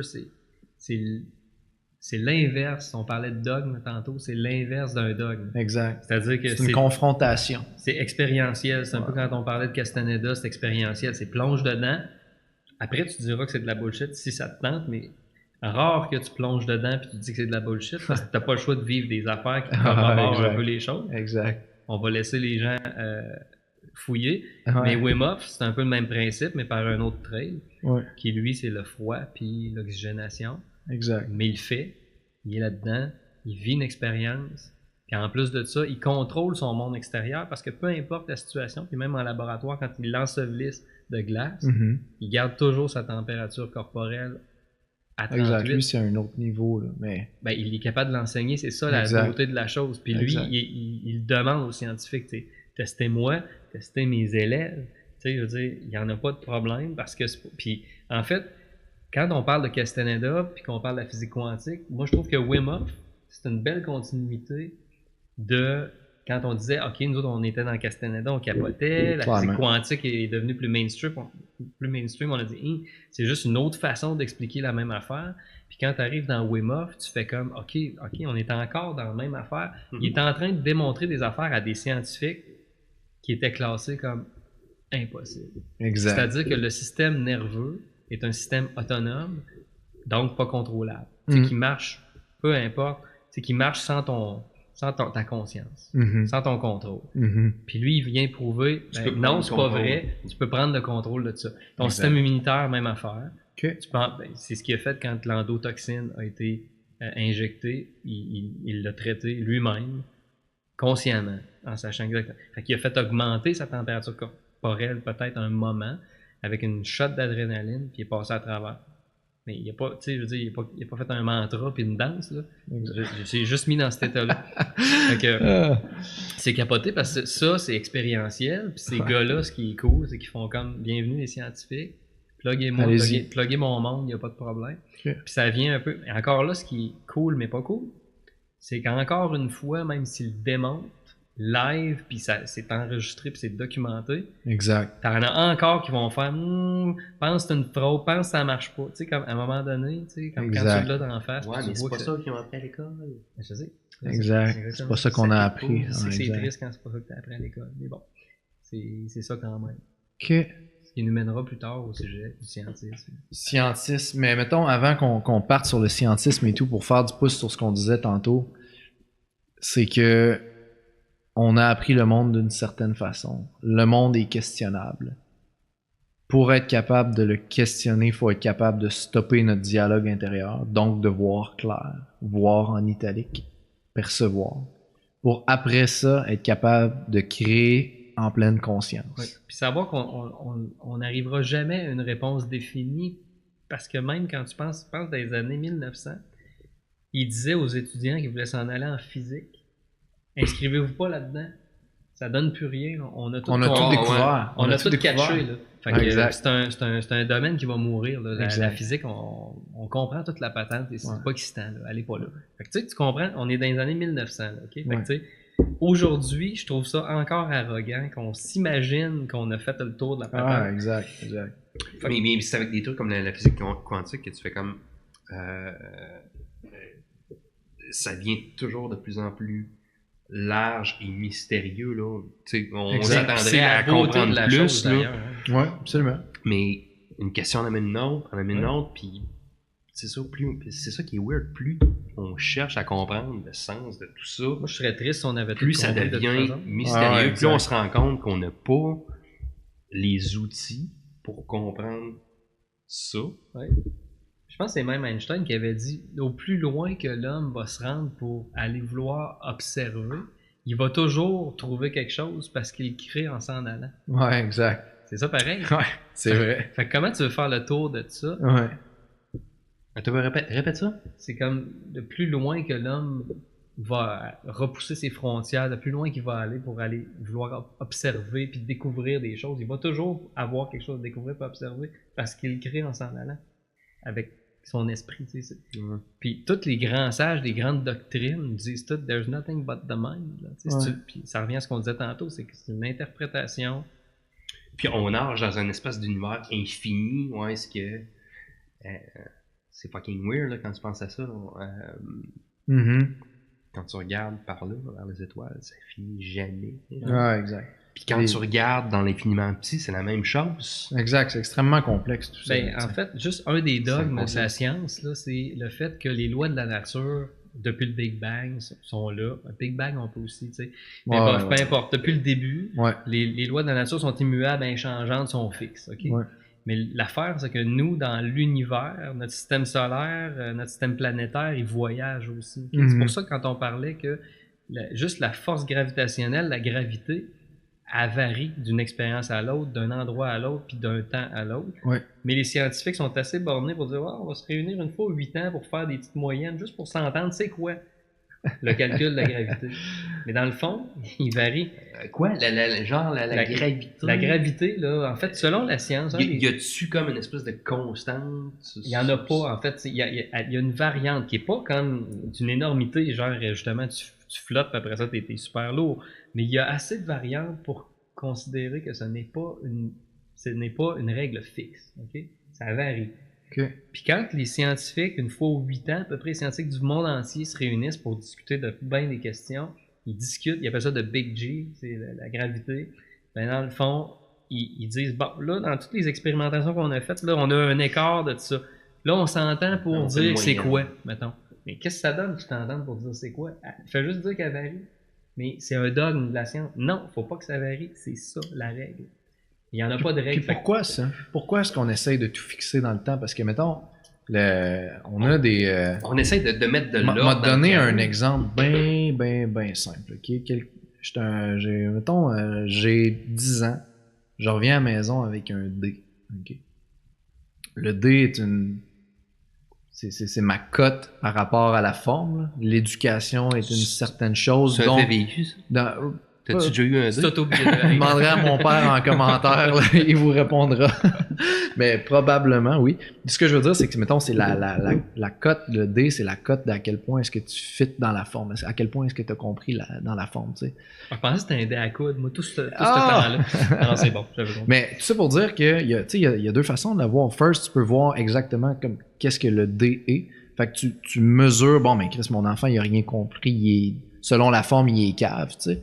Ou encore, mais il y a une esti d'opportunité à y faire apprendre de quoi, tu comprends? Ouais. Ah, peut-être que mon fils, finalement, lui, il a catché de quoi que les autres n'ont pas catché, puis ça, il l'a pas assimilé encore. Mais tu comprends ce que je veux dire? Puis le dé aussi que tu as eu, c'est dans quel contexte? Ben, je sais pas c'est dans quel contexte, mais t'sais, probablement en maths, dé, mettons. Là, ton dé peut valoir un A si tu vivais une situation. Ouais, c'est ça. Mais ce que je veux dire, c'est que il y a une forme, puis on est jugé dedans, un peu comme tu parlais du scientisme, en fait. C'est ça, c'est qu'on s'attend à ce que ça soit de même. Je m'attends à ce que mon fils, pour qu'il soit intelligent, doive avoir des A, tu sais. On a des anticipations par rapport à ça, puis on n'est pas capable de voir la vraie nature de la chose. Parce que si tu voyais la vraie nature de l'enfant qui a un dé, peut-être que tu verrais autre chose, tu sais, un potentiel de développement, un potentiel d'apprentissage, mais on traite pas ça comme ça. On regarde pas la vraie nature, on regarde selon ce qui nous a été appris. Un dé, c'est de la merde. T'es cave. Tu vas finir à faire tel job que personne veut. Ton exemple est bon parce que dans le scientisme, si je démontrais, puis comme plusieurs l'ont fait, si je démontrais la non-solidité d'une quelque chose qui n'est pas supposé être variable, ben, tu le démontres, là. Ben, les scientistes, c'est aussi pire que quelqu'un qui est dans un dogme religieux, encore là, on fait pas de jugement, mais qui questionne plus, puis qui dit non, c'est écrit que c'est ça, là. Mais non, mais c'est parce que je te le montre, là, que c'est pas ça.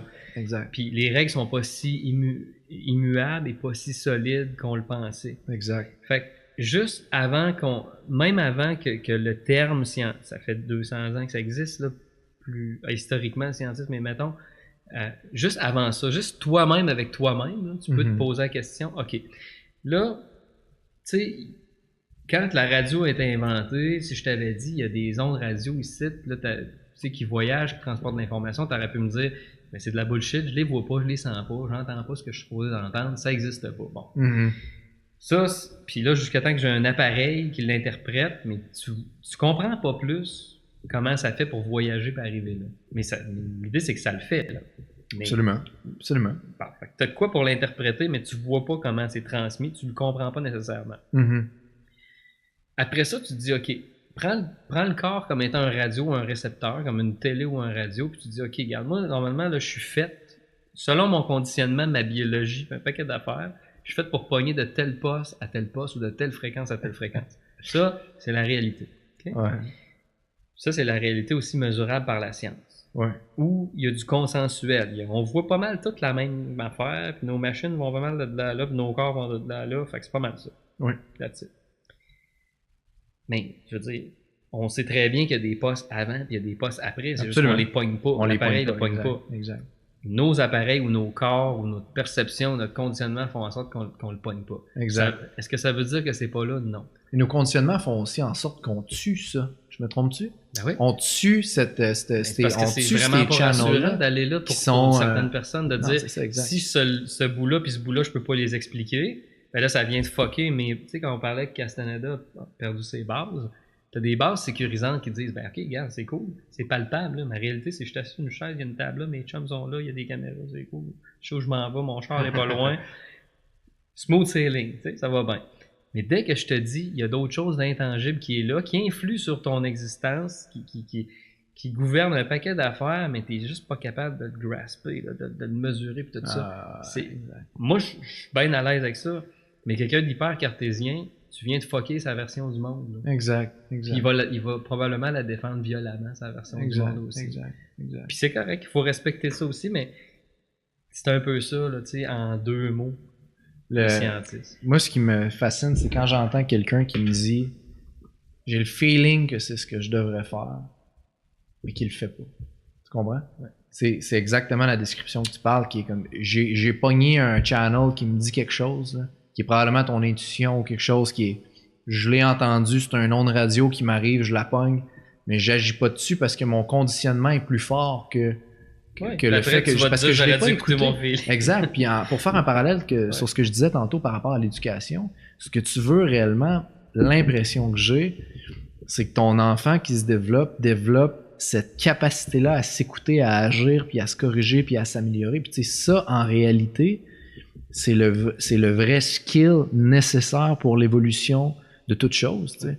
Si tu veux que quelqu'un progresse, puis développe, puis que se développe, la façon, c'est pas de contrôler l'environnement puis le détail. La façon, c'est de dire, est-ce que tu prends le temps de t'écouter? Est-ce que tu te poses des questions? Qu'est-ce qu'elle te dit, ta petite voix? Qu'est-ce que tu as fait par rapport à ça? T'sais? Puis c'est quand tu commences à faire les premiers pas là-dedans que là, tu développes une forme de confiance par rapport à « Ah, mais câlisse, je l'ai fait une fois, ça a marché. Hein, t'as peu. » Puis là, on dirait que ton intuition, elle te parle. Puis là, le channel, tu le pognes de plus en plus. Puis là, tu fais « Hein, t'as peu. » Puis là, tout ça, ça devient clair. Là, hey, OK.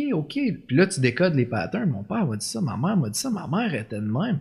Moi, aujourd'hui, je suis capable de dire pas tout, là, mais une bonne partie des comportements que j'ai qui viennent de ma mère, une bonne partie des comportements que j'ai qui viennent de mon père ou que j'avais parce qu'il y a une partie de ces comportements-là que j'ai été capable de questionner, même des choses que j'ai discutées ouvertement avec eux, que j'ai été capable de remplacer par autre chose qui me convenait plus. Mais ce que je voulais dire, je m'écarte un peu, mais c'est tu pognes un channel, puis quand tu l'écoutes puis t'agis dessus, tu vois encore plus clair sur le monde. Parce que là, t'es comme connecté à la source, mettons, là, qui te dit quelque chose, t'agis dessus, puis là, t'es capable de créer de la distance par rapport au monde qui t'a été expliqué. Tu sais. Puis là, le défi là-dedans, c'est que le mental parle fort. Prends toute ton attention. Ah, exact. Puis la voix dont tu parles, l'intuition ou la voix du cœur, elle est comme étouffée, il faut comme réapprendre. On veut pas que tu l'écoutes. Non, c'est ça. Non. Puis il y a des gens qui ont une voix particulièrement forte, là. Tu sais, mettons, ceux qui sont, on va dire, qui vont voir ou la voyance, tout ça, on en parlait à un moment donné, ils pognent juste un channel que toi puis moi, on pogne pas, tu sais. Mais en réalité, qu'est-ce qui fait en sorte qu'ils décodent coup sur coup des affaires, tu sais?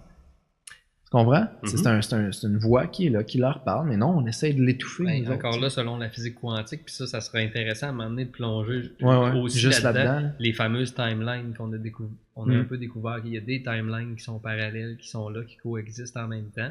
Puis le quantum jump est possible, c'est-à-dire que c'est un peu ça, ce qu'un médium va faire. Parce que moi, ça m'a jamais attiré d'aller voir, mettons, une médium pour me faire dire mon avenir, parce que c'est pas que je crois pas qu'elle est pas capable. Oh, on rentre dans le New Age! On rentre dans le New Age! On débunk le New Age! Mais c'est bon, on a une lampe de sel. On a une lampe de sel, c'est bon, c'est safe. Mais pour vrai, c'est pas que je crois pas à ça. Je me suis fait demander, pourquoi tu y vas pas, tu crois pas à ça? Non, ça se peut qu'elle pogne de quoi. Mais moi, je me conditionne à créer ma réalité. Fait que je veux pas aller me faire dire, il va t'arriver ça. Je veux le créer. Exact. Elle a pas plus de valeur à me le dire. Peut-être qu'elle pogne une timeline qui est une de mes possibilités. Ouais. Peut-être moi, j'ai le goût d'en pogner un autre. Fait que tu sais, encore là, ça revient beaucoup. Puis tu sais, quand tu demandais votre déclencheur, c'était quoi, puis qu'on t'a dit Castaneda, je t'ai dit ce qui m'a attiré, c'est qu'il n'y avait pas de dog. Mais la deuxième affaire qui m'a attiré, c'est que c'est stand in your own power. Là. Castaneda, c'est mets pas ton pouvoir ailleurs. dans des autorités ou dans quoi que ce soit, tu es responsable de tout ce qui t'arrive de bon et de mauvais, deal avec. Parle-moi du parallèle entre la connaissance et la croyance, parce que je pense qu'il y a de quoi à pogner là-dessus. Là, t'sais. La connaissance étant une chose, la croyance étant autre chose. La connaissance est expérientielle, c'est-à-dire que j'ai pas besoin de lire dans un livre puis de me faire.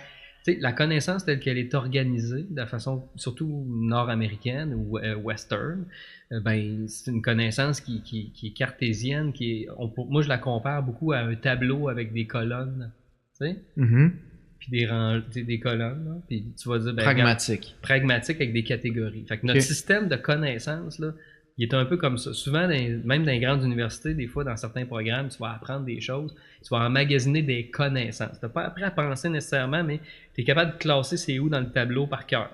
Est-ce que pratiquement, quand tu vas arriver dans la situation, puis on le voit, on travaille tous les deux, on est dans le milieu du travail, on voit du monde sortir avec des papiers, puis là, ils arrivent sur le marché du travail, ils vont comme, qu'est-ce que c'est que je fais? Pourquoi? Parce que le système de connaissances, il est comme ça. Ça, c'est un système de connaissances un peu... que j'appelle cartésien puis empilé. Une croyance, là je vais le faire le parallèle ici, puis je vais le faire dans d'autres cultures, mais ici c'est comme ça. Fait que les croyances, c'est comme si j'apprends ou je lis dans un livre que je devrais croire en ça, puis ça. Puis si la pression est assez forte autour de moi, puis que l'histoire fait assez de sens pour moi, ben ça va devenir une croyance. Là, tu pourrais avoir des pourcentages de j'y crois à combien de pourcents, mais là, on pourrait mesurer quasiment la foi des gens. Peu importe. Ça, c'est des croyances. Puis là, tu as des croyances religieuses. Qui ne m'appartiennent pas. Ben non, c'est une croyance ne m'appartient pas. On me l'a soumis, je l'ai acheté ou pas. Mettons, je l'ai acheté. Puis ça peut être religieux, ou ça peut être aussi culturel, ou ça peut être des croyances de vie, ou peu importe. L'argent pousse pas dans les arbres, il faut travailler fort, toutes des bullshit dans le même. Des bullshit rules, comme Vishen Lakhiani dirait. Si on s'en va plus dans le monde du chamanisme, un exemple, ben, un système, au lieu d'avoir un système de croyance, ils n'ont pas de système de croyance, ils ont un système de connaissance, mais là, elle n'est pas organisée comme du côté western. C'est un système de connaissance expérientiel qui est vraiment structuré, mais qui te garoche dedans. Fait que deal avec. Fait que t'es pas obligé d'accepter un facsimilé de OK, ben c'est ça. Puis c'est de même, puis là, crois ça, puis ça va bien aller, tu vas gagner ton ciel. C'est plus quelque chose de destiné à t'inspirer ou à te faire poser des questions. On pourrait dire que, mettons, pour vous autres, on est tous nés dans un système de croyances. Moi, je suis né dans un système de croyances. On m'a appris des choses, je les ai crues. Même chose pour vous autres. Pour vous, le déclic vers la connaissance, ça a été Carlos Castaneda. Puis toi, dans le fond, toi puis moi, la relation qu'on a est partie de cette première rencontre-là où tu as essayé probablement de me faire pivoter dans le système de connaissance. Fait que de dire ce que tu crois, c'est une chose, mais je vais te poser une question puis je vais te faire le premier pas dans un système de connaissance.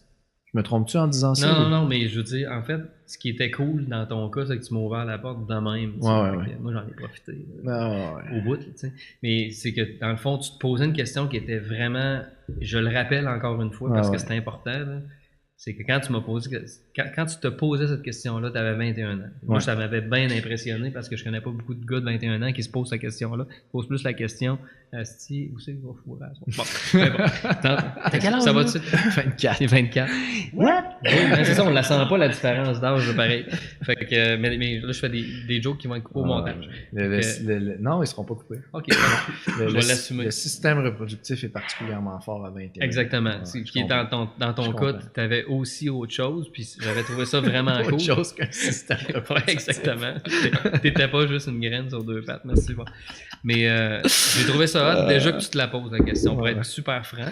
Puis après ça, quand je t'ai posé la question de c'est quoi ton pourquoi, puis je t'ai dit t'es pas obligé de me répondre tout de suite, ça c'était calculé, puis je me disais, moi je voulais pas une réponse. Moi je voulais que toi tu puisses te poser la question si tu avais envie de te la poser, fait que t'étais libre. Là. Mais ce que j'ai trouvé hot, c'est que ben tu l'as pris la question, t'es parti avec, t'es allé réfléchir, je pense 2 jours dans un chalet, puis t'es revenu. Puis il y a eu vraiment un genre de quelque chose qui s'est passé. Là. Tu m'as rappelé, tu t'excitais, il faut aller prendre une bière. Puis là, tu m'as expliqué qu'est-ce que ça a changé pour toi, puis tu as fait des changements dans ta business, dans comment tu voyais les affaires. Exact. Puis tu sais, je veux dire, ça répète une question sur d'autres choses que ta business, puis ça aurait eu le même impact. Mais là, c'est juste qu'il était plus large que juste comment je fais de la business puis pourquoi je le fais. Exact. Puis c'est pour ça qu'on se parle encore, puis on se parle encore de ces affaires-là. Absolument. Mais bref, tu sais, quand on parle d'un système de connaissances, ce que j'aime aussi de l'approche castanadienne, c'est qu'il y a un côté hyper humilisant, là. Dans le sens que t'es devant le mystère qu'on espère qu'il sera jamais résolu. C'est ça la force de la chose. T'es devant quelque chose qui est plus grand que toi, que tu peux expérimenter, que tu n'auras peut-être jamais la vue d'ensemble parce que c'est trop. Je veux dire, c'est comme. Exact. Puis c'est humilisant, ça. Puis pour certaines personnes, ça peut paraître effrayant. Exact. Puis pour les sorciers, ou en fait, j'aime pas ce terme-là, mais pour les chamans, c'était justement ce qui était le beau challenge était là. C'était ça le power, c'était de faire comme. On va voyager là-dedans, on va explorer des contrées comme inexplorées. Exact. On fera pas le tour de la patente. Là. C'est correct comme ça. C'est correct de même. Ok, super, super. Puis qu'est-ce qui est visé, mettons, dans un système de connaissances? Y a-t-il une destination à ça? Parce que j'ai l'impression que, mettons, dans un système de croyances, c'est comme s'il y avait une échelle là-dedans, tu sais. Dans le système de croyances, il y a comme ceux qui ont pas de job, qui ont ci, puis ils ont pas ça. Puis il y a, en tout cas, peut-être pour tout ce qui est western, là. Ouais. Je connais pas nécessairement les autres cultures et tout, mais il y a comme le top, tu sais, t'es riche, t'as ci, t'as ça. Ouais. Quand on parle d'un système de connaissances, y a-t-il une destination? À mon avis, ce système de connaissances, il est équilibré. C'est la conscience à la fin qui gagne, dans le sens que peu importe l'achievement de ces gens-là, c'est l'évolution, c'est ça. C'est dans le fond, à la fin de la journée, t'es conscient, puis tu sais, c'est la grande question qu'on se pose. Pourquoi je suis conscient, ça vient de où, tu sais? Puis ça aussi, on pourrait faire un podcast complet là-dessus sur localiser où cette conscience-là. Ouais. Le siège, est-tu vraiment le cerveau? Le cerveau, c'est un récepteur, c'est un transmuteur, mais je veux dire, c'est non local. Si tu te demandes, c'est qui perçoit, là, d'où ça vient? Là? C'est une question pour te foquer pour assez longtemps. Puis le chamanisme, je trouve, plonge là-dedans. Puis fait comme, OK, mes perceptions viennent de où? Ma conscience vient de où? Comprendre que j'accumule de l'énergie, je suis plus conscient, j'évolue plus, je perçois plus, j'ai une perception plus large. À mon avis, ce but-là, il est beaucoup plus noble que... Il n'y a rien de mal à faire de l'argent, je veux dire. Il n'y a rien de mal à avoir du succès puis des beaux chars puis tout ça. Fait qu'il n'y a pas... Si tu travailles consciemment avec ça. En fait, si tu sais que, mettons, pour moi, l'argent, ce qui m'a fait débloquer moi, j'avais full de blocage pour ça, c'est le fait de comprendre que, OK, c'est rien dans le fond, c'est juste... Ça facilite mon confort, ma liberté pendant que je suis ici. Exact. Mais ça ne va pas me définir. Exact. Je ne vais pas être une meilleure personne, puis quand je vais mourir, je ne l'amènerai pas avec moi. C'est une règle comme une autre. Ouais, puis ça me permet d'en profiter plus parce que je me dis, hey, ça c'est temporaire, puis c'est juste un. Ah, c'est cool. Tu as décidé d'en prendre soin. Ben oui, mais ça devrait pas être ta finalité. C'est pour ça que je disais tantôt, tu sais, être riche ou être millionnaire, c'est un but qui est vide. Exact. C'est pas que c'est un mauvais but, ça peut être cool. Tout le monde aimerait ça, probablement. Exact. Mais qu'est-ce que tu vas faire avec ça? Pourquoi? Pourquoi est plus important? C'est quoi la finalité? Exact. Ouais. Ou si tu te dis, hey, ça va me permettre d'être plus libre, puis de développer plus ma conscience, puis de faire des projets qui m'allument plus, qui ont plus d'impact peut-être autour de moi, puis que, tu sais, bon, ben, ça, je suis fine. C'est un chemin qui a du cœur, comme il disait. Ouais, connecté sur ce que je veux vraiment, puis toutes ces affaires-là. C'est ça. Ok, super. Puis, comment on passe, mettons, parce que c'est une super chose, mettons, d'être capable de décoder qu'on vit dans un système de croyances. Puis je pense qu'on vient d'en parler pendant 2 heures de temps là, de la croyance, puis comment est-ce qu'elle vit, puis toutes ces affaires-là. On veut passer vers la connaissance. La connaissance n'a pas de fin, c'est un chemin. Fait qu'en soi, il n'y a plus de pression puis d'anxiété par rapport à quoi que ce soit, parce que tout est une expérimentation qui, si tu vois réellement, puis que tu n'as pas un dialogue intérieur qui te rappelle les croyances que tu as, ou encore... Tu peux choisir de changer tes propres croyances puis renforcer un dialogue intérieur positif vers quelque chose que tu souhaites. S'il n'y a plus de destination à la connaissance en soi puis que tout est un chemin, comment tu navigues dans le processus? Tu comprends ce que je veux dire? Je pense que Marc-Antoine il nous répondrait ce qui est important, c'est le voyage. C'est ça que tu répondrais? Ben, c'est une bonne question. Comment tu navigues? C'est ça le défi. Bonne ta question. Je vous en pose une, les brillants. Répondez. Mais tu sais, elle est facile à donner ta réponse, mais elle est tough en même temps. Tu sais, le dialogue Tu intérieur. viens de mettre toute une pression. C'est mieux d'être smart ta réponse parce que. Non, je suis certain qu'il va bien faire ça. Ouais. J'ai aucune idée. Pour en revenir à ton dé sur ton bulletin. Ouais, c'est ça. Fait que ton dé, là, sur ton bulletin, là, Ouais. c'est quoi? Qu'est-ce qu'on a mesuré exactement? C'est genre, c'est un type d'intelligence vraiment. On a mesuré mon fit dans le système. Right. Ouais.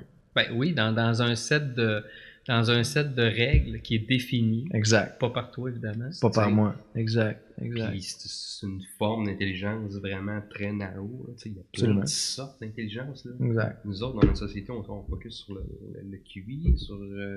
Ouais, exact. Oui, puis il y a des gens avec un très grand QI qui sont des trous de cul professionnels aussi. Ah ouais, absolument. Ils n'ont pas d'intelligence émotionnelle, ils ne savent pas comment dealer avec les humains.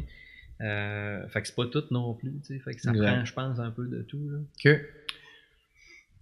Sinon, le dialogue intérieur, là, ouais. c'est là, pour un peu pour nous shielder contre les assauts de l'inconnu. Là, parce que veux pas, c'est fucking bad trippant. Là, mettons. C'est ce qui fait que ton monde se tient. Tu sais, notre cerveau a besoin d'avoir une espèce de sécurité, on en a parlé. On a besoin de mettre de l'ordre dans le chaos. Mm-hmm.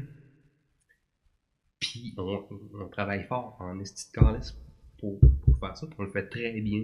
Ouais. La société, on est un exemple. Puis notre système de croyance, à la base, c'est ça. On veut shielder, quand on veut se protéger contre l'immensité de l'univers. Là. C'est fucking big, c'est fucking huge. Mm-hmm.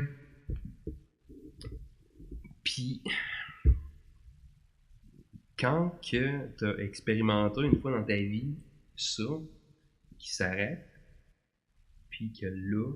Parce que ça nous est arrivé, là, by the way. Là, on est, c'est pas juste, on a lu des livres aussi. Ah ouais. Ça nous est tout arrivé. Là. Qu'est-ce qui, tu sais, un événement traumatisant, quelque chose de drogue,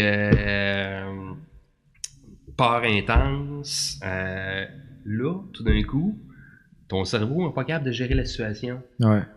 Tchou! Ça s'arrête. Le temps s'arrête. On dirait que tu switches dans ce temps-là de mode de fonctionnement. Exact. Le temps se mesure en intensité, en termes d'intensité d'expérience, de perception. Ouais, right. Quand t'es tout le temps dans ta tête, exact. T'es pas là. Ça va vite. Exact. Quand t'es kid, quand tu vis quelque chose d'intense, ça s'en va, puis t'es quand juste t'es là. kid, t'as pas encore appris à pas être là, tu sais, puis c'est ça qui arrive. C'est pour ça qu'un enfant qui a pas fini de se faire raconter le monde est capable de tomber à terre. Tu sais, il rit, il tombe à terre, il braille. Exact. Il se revient de bord, il rit. Il n'y a pas un adulte qui fait... Il n'y a pas un adulte qui est en train de brailler puis 2 secondes après, à moins d'être vraiment fucké.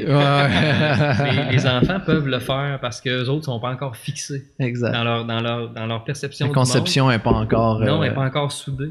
Fait que... Okay. Ça, c'est un fait. Fait qu'ils sont encore présents. Leur dialogue intérieur n'existe pas encore. Il n'est pas établi parce que les croyances qu'ils ont sont pas encore fixes, sont encore en train de naviguer dans le processus. Ce qui fait qu'ils sont pleinement dans le moment présent. Donc, tout est une expérience. Tout est du domaine de la connaissance. Ce qui fait que le temps est, ils ont long. Ils n'ont même pas de bill à payer. Mais je suis convaincu que pour faire Wim Hof, fait que Wim Hof qui est dans l'eau glacée, là, c'est la même affaire. Le temps doit être long, hein, s'il vous plaît. Là, là. Le temps doit être... C'est comme quand je prends une douche. Une douche frette, là, c'est 30 respirations profondes que je prends dans une douche froide. Puis je te garantis que c'est long. Là. Ouais. C'est long. Là. Puis j'ai hâte blonde qui est à côté, elle trouve pas ça long. Là, non, exact. Exact. OK. Fait que dans le fond, ce qu'on peut dire, c'est pourquoi est-ce qu'on dit le temps est une perception. C'est vrai. Ouais. Puis pourquoi est-ce qu'on a l'impression que le temps va vite? C'est parce qu'on n'est pas pleinement présent. On n'est pas pleinement... enseigner une version linéaire du temps, ça je pense que c'est important. Là. Okay. Selon la physique quantique arrive là aussi. Le temps, c'est un concept qui n'est pas linéaire, en fait, qui est circulaire. Ça peut être dur à pogner au début, là, mais... Là ou vertical? Non, on le perçoit. En fait, nous autres, on le perçoit linéaire dans le sens qu'il y a un passé, il y a un présent, il y a un futur. C'est une ligne. Là. That's it. Mais dans les faits, avec les timelines, c'est pas comme ça que ça se passe. Dans le monde quantique, tout arrive en même temps, right? Oui, exactement, puis en parallèle. Ils appellent ça circulaire d'une certaine façon. Parce que Ok. tu peux être positionné où tu veux dans le cercle si tu en es conscient. Ok? Si tu es conscient de tes capacités. Développe. Le mindfulness, c'est un peu ça. Là, au moment que quand dans le fond, la méditation, on parlait de Castaneda, on parlait des chamans, mais toutes les disciplines où il y a de la méditation, il y a faire taire le dialogue intérieur. Ouais. Fait que dans le faire taire le dialogue intérieur, tout le monde décrit une version du temps qui est pas pareille. Tu sais, le temps s'arrête. Ouais. Je prends une distance, j'ai plus de dialogue intérieur pour me décrire le monde, Le temps et tout. ou le temps ou quoi que ce soit. Puis là, j'ai une perception directe qui est pas réfléchie. Je suis pas en train de me dire, tu sais, mettons que je suis en méditation puis j'ai finalement l'idée que j'avais besoin pour avancer dans un projet, un exemple. Ouais. Je suis pas en train d'y penser consciemment. Je suis pas en train de me dire, coudonc, comment je vais faire, asti. Il n'y a pas de dialogue intérieur. Puis pourtant, je suis pas en train de me parler, je suis pas en train de me raconter le monde, puis pourtant, j'accède à l'information quand même. Ok. Dans une sensation que le temps est pas là. Exact. C'est pour ça que c'est pas si important le nombre de minutes ou d'heures que tu mets en méditation, c'est plus dans quel état tu vas te rendre. Combien de temps ça va te prendre à te rendre dans ce sweet spot-là. Exact. C'est un peu ça qui est important. Parce que Exact. si quelqu'un qui est habitué peut l'atteindre en 2-3 minutes. Là. Exact. C'est pas un problème. Exact. Dans l'idéal des choses, tu devrais toujours être comme un enfant. Un enfant, c'est présent tout le temps.